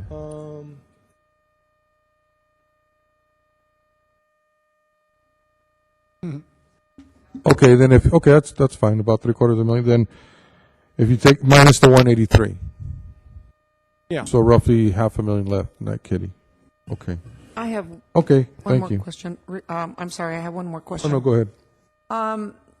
I look at this water feature. It's a wonderful thing. I see children when I go by playing and having a good time. However, we have to take into consideration that it's like having a swimming pool. It's constant upkeep, especially now that you're bringing in the cement. That causes algae, apart from all the bacteria from the children playing in it and everybody coming in there. So I see it as extreme upkeep. Yeah, it's a chlorinated system. The County Department of Health approves of the plan. They actually do an inspection prior to allowing us to get it up and running again. So as far as health considerations, those have been addressed. You are right, though. There's upkeep with any water feature. Thank you. I just want to add to that. And I know Morgan Park has it, and now you want it at Barnes Park. And personally, I think it's a great idea in the sense that we have one side of the city with that kind of feature, and the kids in that area can enjoy. And so we also need to provide similar services to the other side of the city. So, and I did see it in the original additives, and I remember just thinking about it. So my personal opinion is that all children in our community deserve it from all sides of the city. So that's my comment. Thank you. And Mr. Mayor, a point of Legal clarification. Madam City Clerk brought up a point that I think is important to clarify, and that is the consent calendar was originally adopted without pulling number 7. And then Mayor Pro Tem requested that 7 be pulled. So 7 was not adopted with the original consent calendar, and that's why we're discussing it now. And I just wanted to clarify that because it wasn't originally pulled, and Madam City Clerk brought it up, which was a good point. All right, thank you, legal counsel. So at this point, what are we going to do with? Oh, yeah, move approval. Okay, So, so well, we there's a already did. motion. I'll second it. Second, any objections? See none, so moved. All right, we'll go on item number 9, which I believe was requested by Councilman. Mayor, I'm sorry, and I Yes, have to that's just fine. go back. And I'm not always trying to explain to for us it's common knowledge, but I want to explain to our residents out there that Quimby, that means something to us, but maybe not to the residents. What that means is we don't have an impact to the general fund. That's going to come out of some other designated funds that are not the general fund. Thank you. All right, thank you very much. All right, item number 9, requested by Councilman Cruz Baca, approval of request for a proposal for Walnut Creek Nature Park. No, I don't think that was Actually, me. that was me. Oh, Councilman Monica Garcia, sorry about that. Okay, sorry about that. Okay, so I wanted to take the opportunity to really showcase the work of our Department of Recreation and Community Services. Manny Carrillo, being the director, and his staff have been bashed left and right, but you know what? It doesn't cease to amaze me that there's one positive program after another coming out of that department, and this is definitely one. The approval request for proposal for Walnut Creek Park. I do want to highlight that this was something that came to the attention of the City Council back in, what was it, Manny? December, November timeframe of 2012. Yes. We, I was able to meet with one of the residents in the area. We walked the park, and she had such a wonderful vision, and it reminded me of the park that I had visited when I was much younger. And, started to think of the possibilities once again for this beautiful nature park. And we met with some environmental groups that really saw that vision and appreciated it, and really started to inspire and get different interest, which led to the upper district contributing some funding, and then some of the environmental groups contributing some funding, and then eventually with our supervisor Gloria Molina contributing a very large amount. And so this project is going to go out to RFP for the design and and a plan to revitalize the park. And it's coming from monies that, are outside of the city. And so that really speaks to the creativity, the partnership that, is going to come from this project, and just the commitment from the community and recreation and community services. So I definitely want to thank Manny and his staff for pushing forward and working with our partners, our various partners. And I think that our community will be very happy with this project. We'll keep you all posted of the process and invite you all to come and provide input. With that, I'd like to motion to approve. Well, I just wanted to add, I'll second the motion, but I just wanted to continue to add to that. I just want to note that, we pay him $140,000. Your salary keeps coming up here, but want to mention it again because it takes an individual, a lot of work to be able to come up and put the grants together. Let me just read on the fiscal impact section of this report, the number of grants that took together and the coordination it took to put this together. There is no fiscal impact to the general fund. The city has $35,000 grant from the Safe Drinking Water Quality and Supply, Flood Control River and Coastal Protection Bond Act of 2006, which provides funds for the Los Angeles Rivers and Mountain Conservancy RMC grant program. And I know I work with Manny Carrillo. We met with some of the different leaders in the community who were responsible for these grants. And it took a lot of work. I know I was looking at some of the grants, and I know that staff spent an enormous amount of time putting the grants together and not knowing if you're going to get it or not, but they put a full effort to be able to work on these grants and make sure that were written so that they would receive the grants that they were able to get to do this work. That's representative of one grant here, but there's a number of grants that throughout the years that the Parks and Recreation Department, led by Manny Carrillo, put together for this community to make sure that we have the kinds of parks that we do. And if you go to every park, there's new facilities, there's new playground equipment.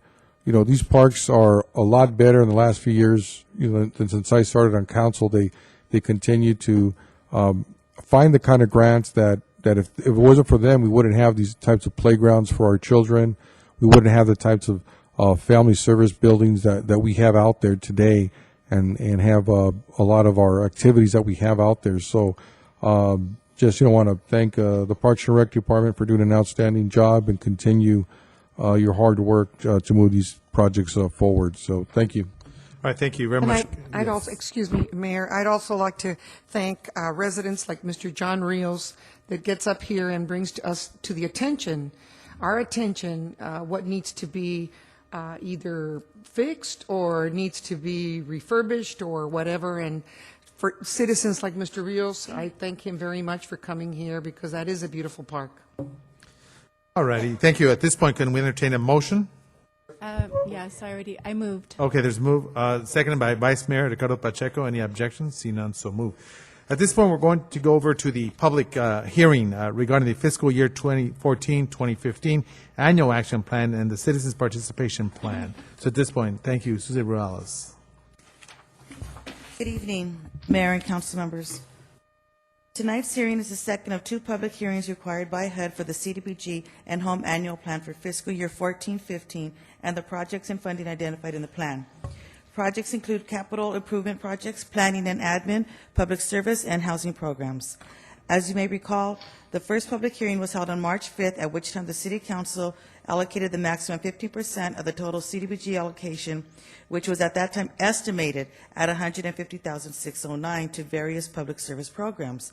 Since then, HUD announced the actual allocations the city can expect, and once again, the city's CDBG allocation is reduced by approximately 3% from last year's. The city is expected to receive $974,659, which is the lowest. It's the first time it's been below $1 million in CDBG, and $252,000 in home funds. Considering the actual amount the city will receive, to stay within the CDBG 15% public service max requirement, the City Council must now revise their approved allocations to reduce the total public service funding by approximately 3%, which is about $146,200. In an effort to assist the City Council with their approval, staff provided two options, which you will find on the second table on page 2 of the staff report. The column with staff's recommendation will show that the Baldwin Park Police Pride Platoon has the greatest reduction of funding, which is based on discussions with the police department. After speaking with BPPD, it was determined that the initial and the reduced amount is sufficient to fund one boot camp program. Therefore, they would not feel the loss of the reduced amounts. The only other agency allocated a reduced amount is Project Sister, and that was based on staff's review of all program accomplishments and outcomes, and it was our opinion that that would be the one that would not feel it as much as the others. The other option is to do an across-the-board reduction to every public service program by 3%. Doing this would affect all programs. Unfortunately, some programs will feel it worse than others, but that is still an option to consider. All proposed projects and allocations are noted on separate tables of the staff report, and I'm available if you have any questions. Mayor, well, I don't have questions, but I did review this thoroughly, and I want to just, give my opinion here that I want to go with staff recommendations. I did see that the Prep Platoon was the only program affected by it, and Project Sister, so we have an in-house agency and outside agency, and I did also talk to the POA, and they were very resourceful, and they also said that they're able to gather some grants and put it together to pay for the program. So I would just recommend that we go with staff's recommendation. Thank you. Well, what I'll do prior to that, let's hold that recommendation. Let me open up the public hearing. So, no, that's fine. That's fine. So we'll start. So at this point, we're going to open up the public hearing, referencing the public's hearing regarding the fiscal year 2014-2015 annual action plan and citizens participation plan. So at this point, all interest party has to be on this specific subject. I'll open up those in favor. Oppose? See no interest. I now declare the public hearing closed. At this point, Councilmember Susan Rubio had made a motion. What was the motion? To go with staff's recommendation. Which is which option? Which will affect the Baldwin Park Police Pride Platoon program, but they've stated that they're very resourceful and they can come up with the grants to subsidize the program. So Alrighty. that's my there's motion. Thank you. Motion by Councilmember Susan Rubio, and it was seconded by Vice Mayor Ricardo Pacheco. Are there any objections? See none. Still move at this point. At this point, item 11, which is the public hearing regarding the introduction of the ordinance number 1364, adding chapter 72.72 of the title traffic code of the Baldwin Park Municipal Code, overnight parking ordinance. So this hopefully will assist us. So at this point, who is covering this? Who's covering this, Chief? Okay, legal counsel is covering this? All right, thank you. Excuse me, Mr. Mayor. Yes, that's fine. Point of clarification on the last item. Oh.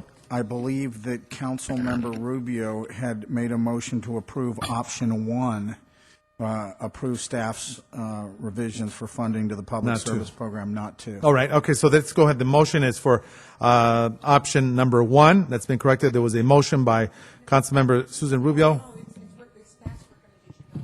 You know what it is? It's written, I think, differently in two different sections. That's the problem. Like, you're looking at one section, I'm looking at the other. But Right. the option is, for So just were you clarification, to go with staff recommendation to just affect the two organizations.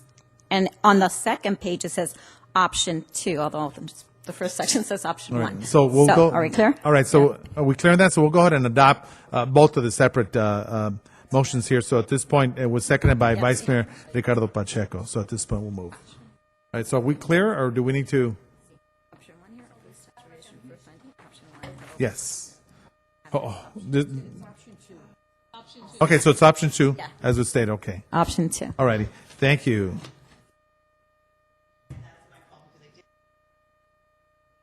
In the recommendations of the staff report, this is option 1.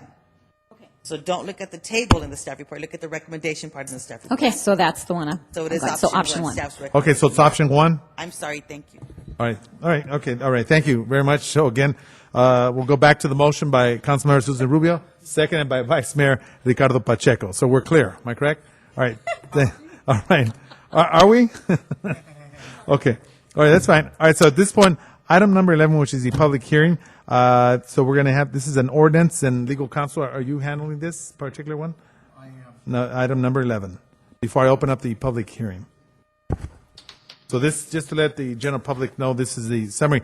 This proposed overnight parking ordinance number 1364, would prohibit overnight parking by commercial vehicles between the hours of 2 a.m. to 6 a.m. and ban parking by commercial vehicles exceeding 10,000 pounds unless an exception applies. Legal counsel.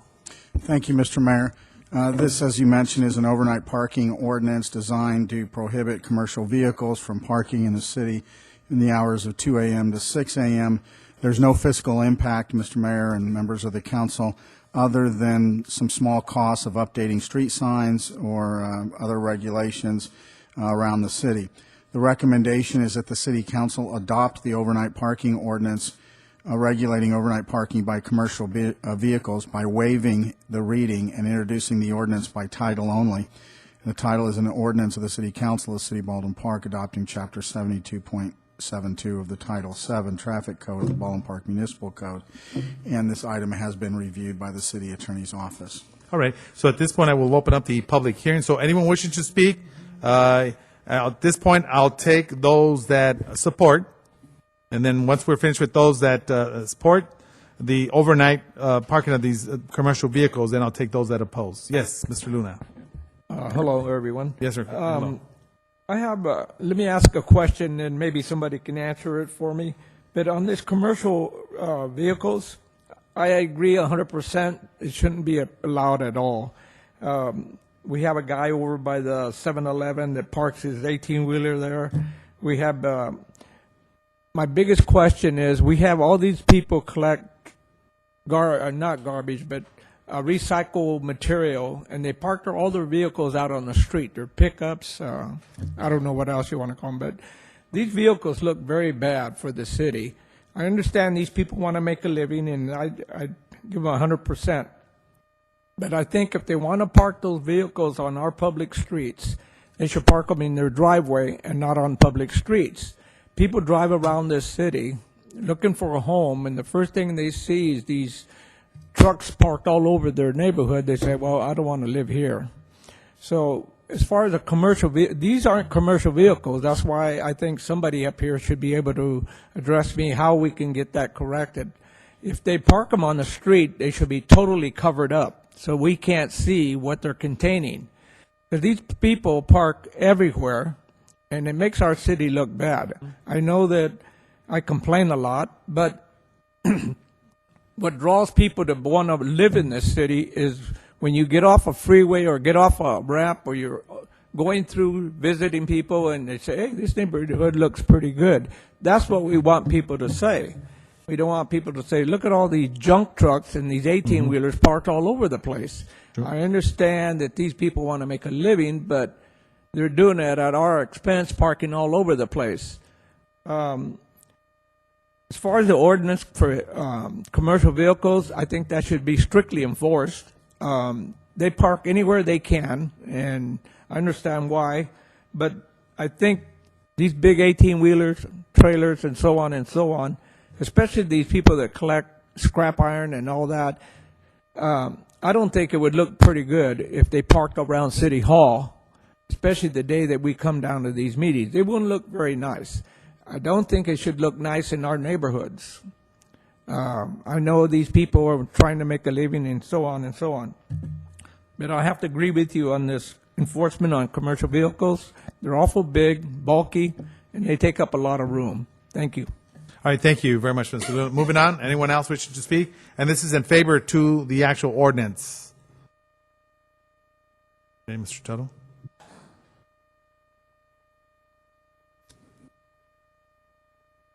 Good evening, Council. Good evening. Maybe a little clarification. You said 10,000 GVW. Give us a comparison of what vehicle that is. That's not just 18-wheelers. That's smaller trucks. And are they going to be able to be parked in driveways? Yes, we need them off the street. I can attest to Mr. Pacheco's father's house. You can't pull out of the street. That's right. Because they park these scrap trucks along the side without danger. So I agree on that part. How small of vehicles that you're really talking about is like maybe a cube van. These aren't just 18-wheelers. And, how this minor significance of signs is going to be significant. Because if you're talking the whole city, this isn't just paper signs you're putting up. So I think you need to come back with what the cost to the city is going to be before we pass this ordinance. I'm all for the ordinance, but let's specify what the vehicle is. Just going GVW doesn't really tell you what size vehicle. That I'm assuming this is a 1-ton truck or bigger that you're going to be talking about. So I think there needs to be a little bit more clarification so that these people understand this, because I know a lot of cities have it, even my city does too, and it's good. It cleans the neighborhood up. But are you going to allow them in the driveways? So, what clarification are you going to give here? Thank you. All right, thank you. Good point. All right, moving along.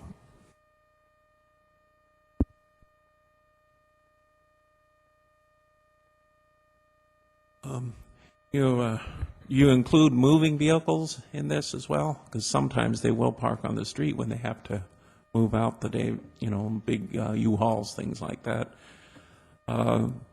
The thing is that, when there's trucks parked close to corners, you can't see what's coming, even if a van is there.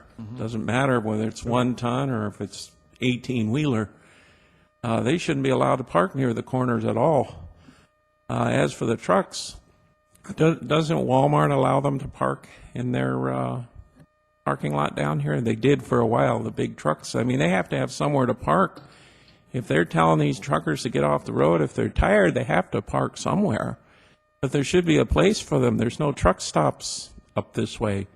There's down on Peck Road, but that's, down there near Rose Hills.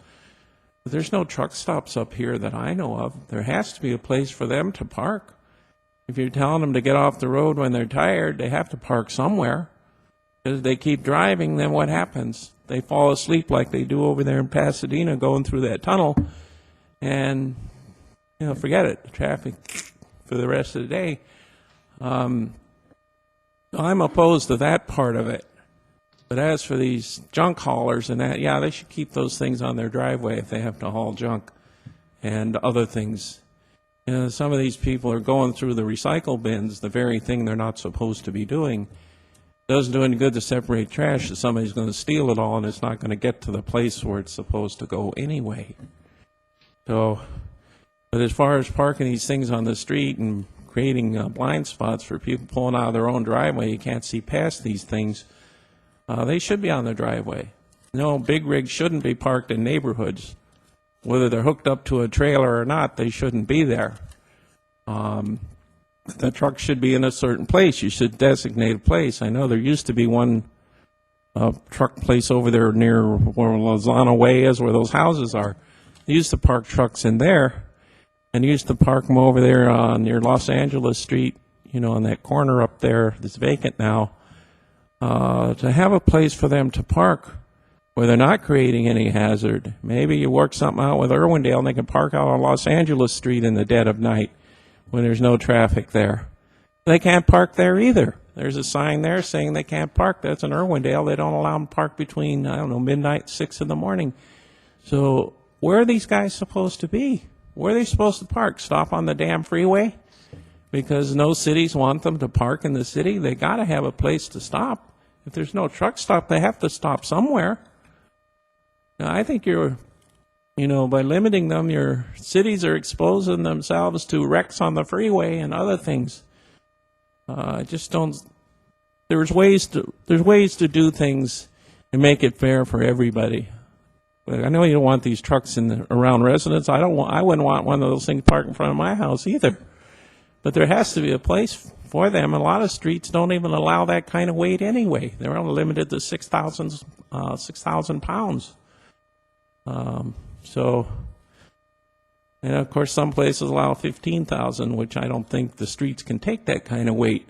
I lived on the corner of Elton and Newby, and the trucks used to go down Elton Street once in a while.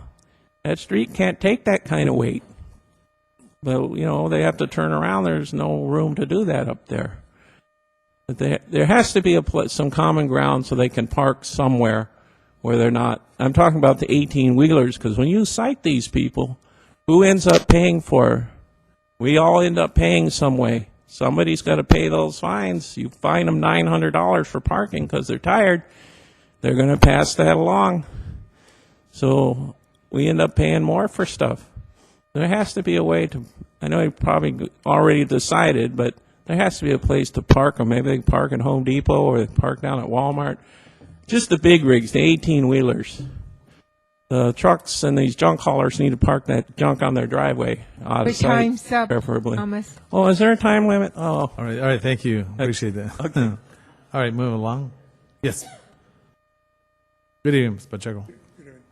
Just want to mention that there is about 3 or 4 motorhomes that maybe people is living there.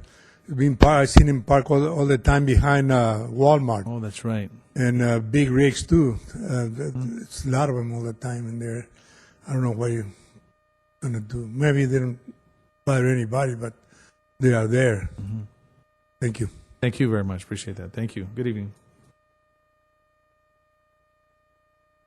On those commercial trucks, there's spaces, there's truck stops. In Ontario, they can stop there before they come over here. The ones that I see once in a while is in Virginia next to the In-N-Out warehouse. They park right there next to the railroad tracks, but they're just waiting to unload.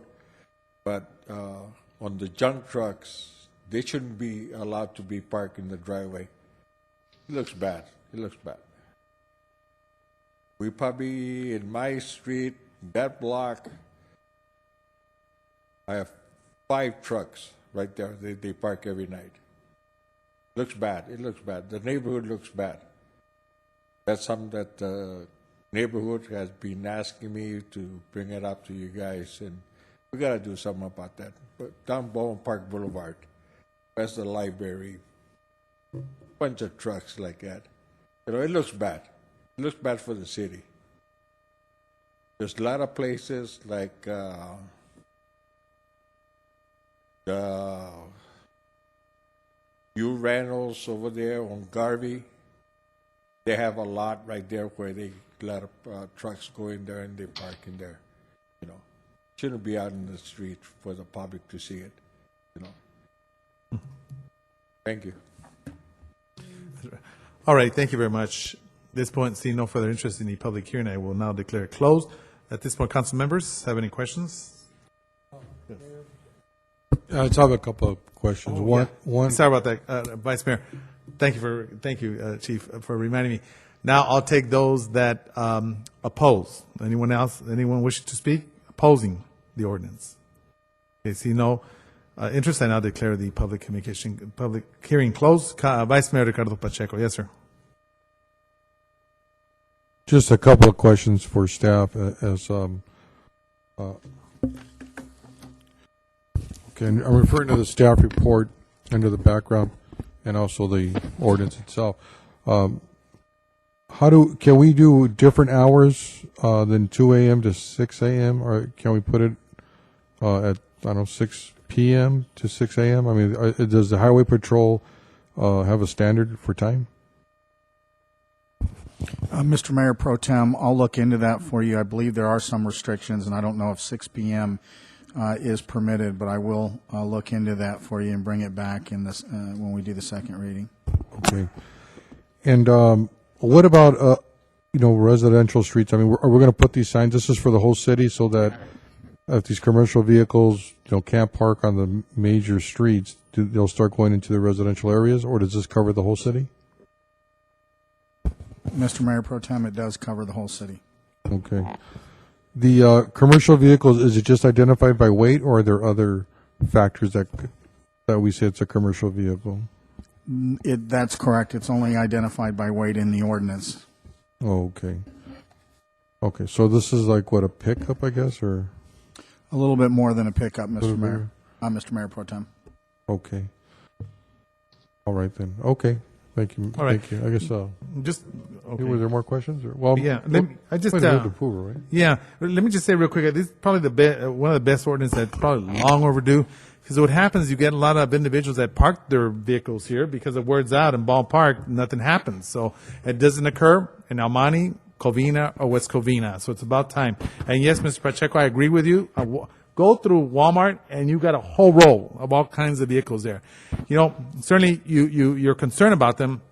Maybe some of them don't have other means, but that's not right to be able to place these vehicles there. I mean, it affects all the homes, residents that are in that area. So as tough as it may be. And yes, I hear with Mr. Tuttle about the 10,000. So I don't know what the weight would be on those little small Toyotas that they managed to stuff it up and probably weighs more than the actual vehicle itself almost.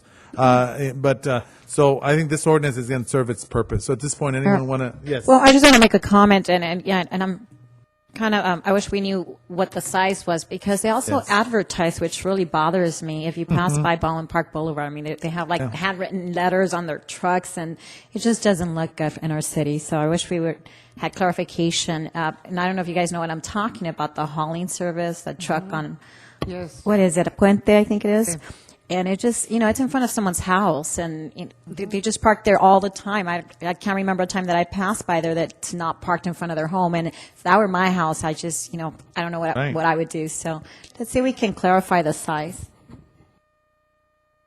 Yeah.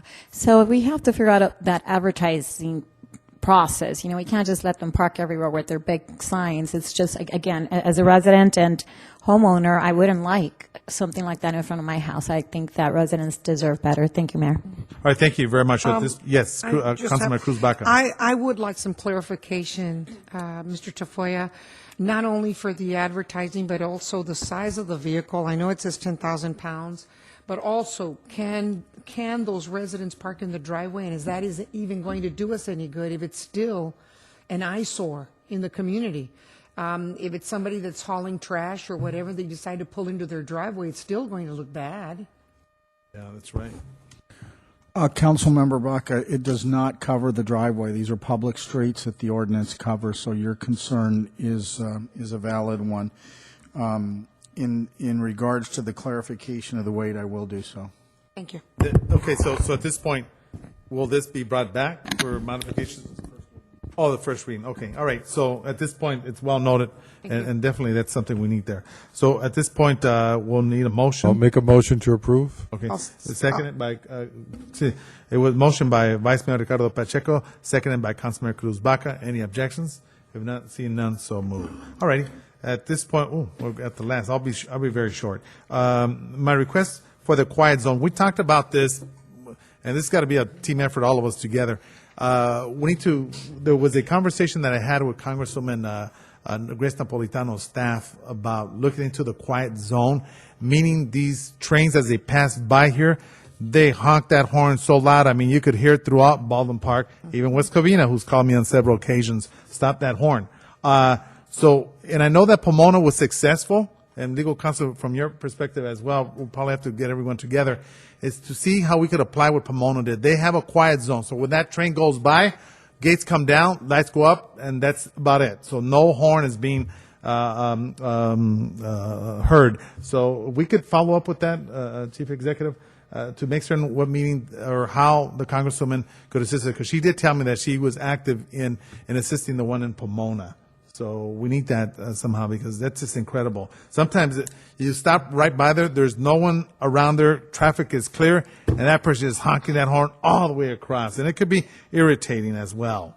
And so if we could do that. Second one that I have is the amending the current no smoking ordinance to include the e-cigarettes, because currently the one that we have for the no smoking on city property, city parks, it includes only cigarettes. So I want to see how we could amend this particular ordinance to also include the e-cigarettes. Then we can bring that back for the council. I have another request. Yes. Oh, I'm sorry. Are you? Point of clarification, Yes, Mayor. yes. The e-cigarettes are different than what the vape. It's called a vaping. Yeah, the vape, yes. Do you intend to ban vaping as well as e-cigarettes? Yes, that is correct. Thank you. Those combined, because I know there's several features. You are right. You're correct. And real quick, before Councilmember Susan goes, the quiet zone is going to cost us as well. So I don't know, maybe if Congressman could look for some potential funds, because I heard it was expensive as well. Yeah. All righty. Okay, so at this point, Councilmember Susan Rubio. This comment or request rather is for Mr. Wall. Mr. Wall, I've been getting a lot of complaints on Dalewood on the south side of the freeway, 10 freeway. They're saying that homeowners are saying that people have just left a lot of trash out there. There's a lot of debris, and it's starting to look really blighted. So can we look into that along the freeway on Dalewood near Big Dalton? Okay, thank you. I have a comment, please. Also, I wanted to check back on the trees that are on Francisquito. Have you looked into that? Because they're leaning into now the football field and towards the parking lot. Yes, our arborist has not been out to take a look at them yet. It's on his plate though, so I have not forgotten that request. Okay, they're getting bigger. They're beautiful, but they're leaning. Yeah. Thank you.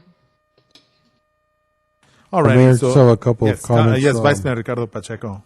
One comment is that on the parks, I was at the Hilda Solis Park today, and I think staff needs to look at cleaning up the where the exercise equipment is.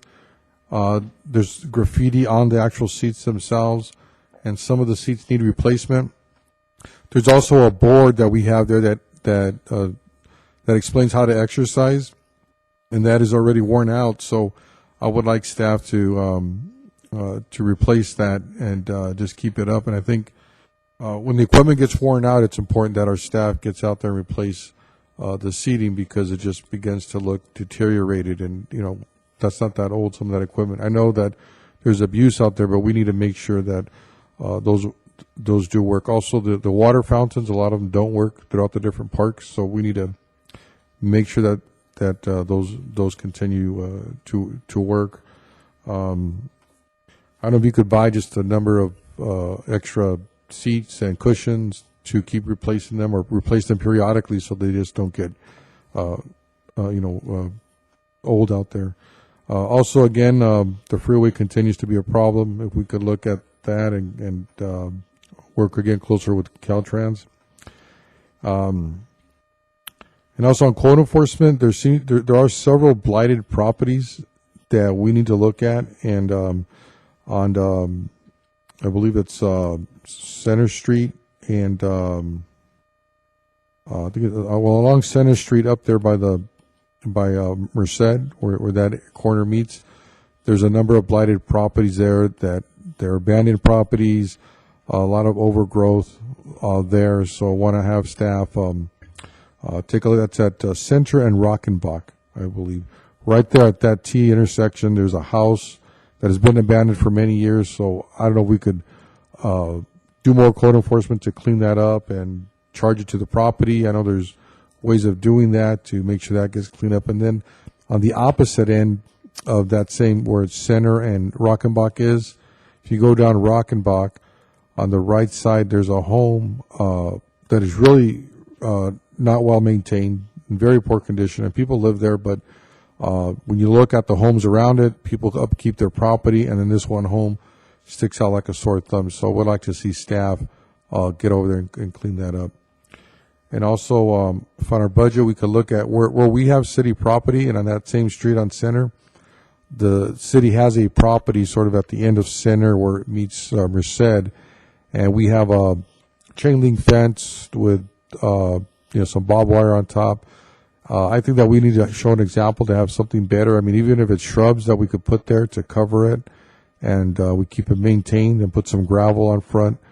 I just think that we as a city could be more representative in how we maintain even the yards that we have out there, to make sure that there's a nice fence that we have out there, and that there's some kind of shrubs, or if you can't put a block wall, then put shrubs there that cover up, like 10 foot high, and that they're always maintained so that it just doesn't look bad from our part. There's a street called Placencia Street, which is in the same area of Center Street. If you drive down there, we have it's either city property or it's the electric company's property, very, very poorly maintained. So I think we need to get out there and do our part to make sure those areas are kept well. Right. Thank you, Mayor. Yes, Councilman. Yes, Susan. Speaking of code, I don't know if there is a code. I know we are trying to keep our properties clean, our city properties clean, and we're after the city to make sure that we keep our areas clean. Is there a code about the residents keeping their property clean? I know there's a lot of sidewalks that belongs to the residents. I mean, it's part of their area, that are not maintained, that make the city look really bad. We're trying to do our part. Is there some kind of code that we already have in place of the way the properties are being maintained by the owners? Is anybody aware of that? I think it's the zoning enforcement code that talks about that, but I can look into that for you. I mean, that would make a big difference. Again, there's owners that don't maintain their properties. You drive down the street and there's brush all over, and it just doesn't look well. Is there some kind of code that we have for it? Overgrown vegetation, is that what Just the money? not keeping the properties up. Just curious. Okay. All right. Okay, so at this point, anyone else have anything to bring up? If not, then I'll make the famous closing. At this point, move for adjournment. I'll second. Any objections? See none, so move. Viva Baldwin Park. You guys come up here, the loop. Yes.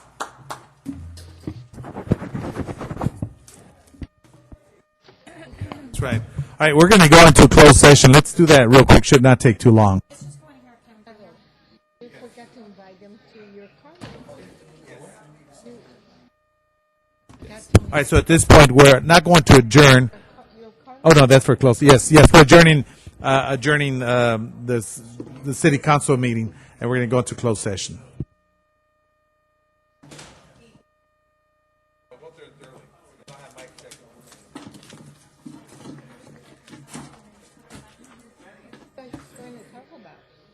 Anything finished?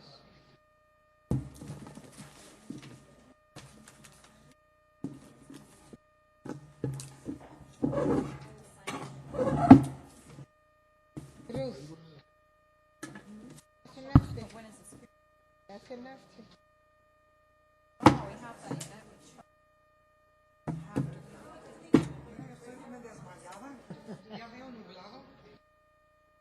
Pero habla mucho.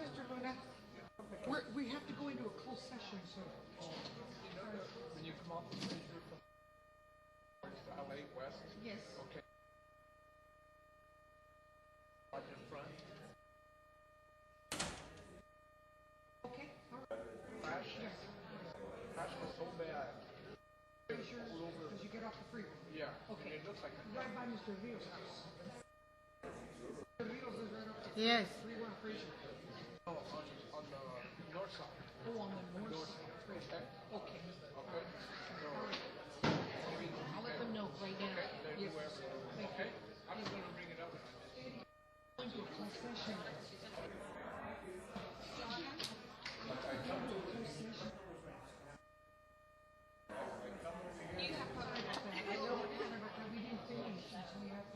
Nos tomamos ensalada.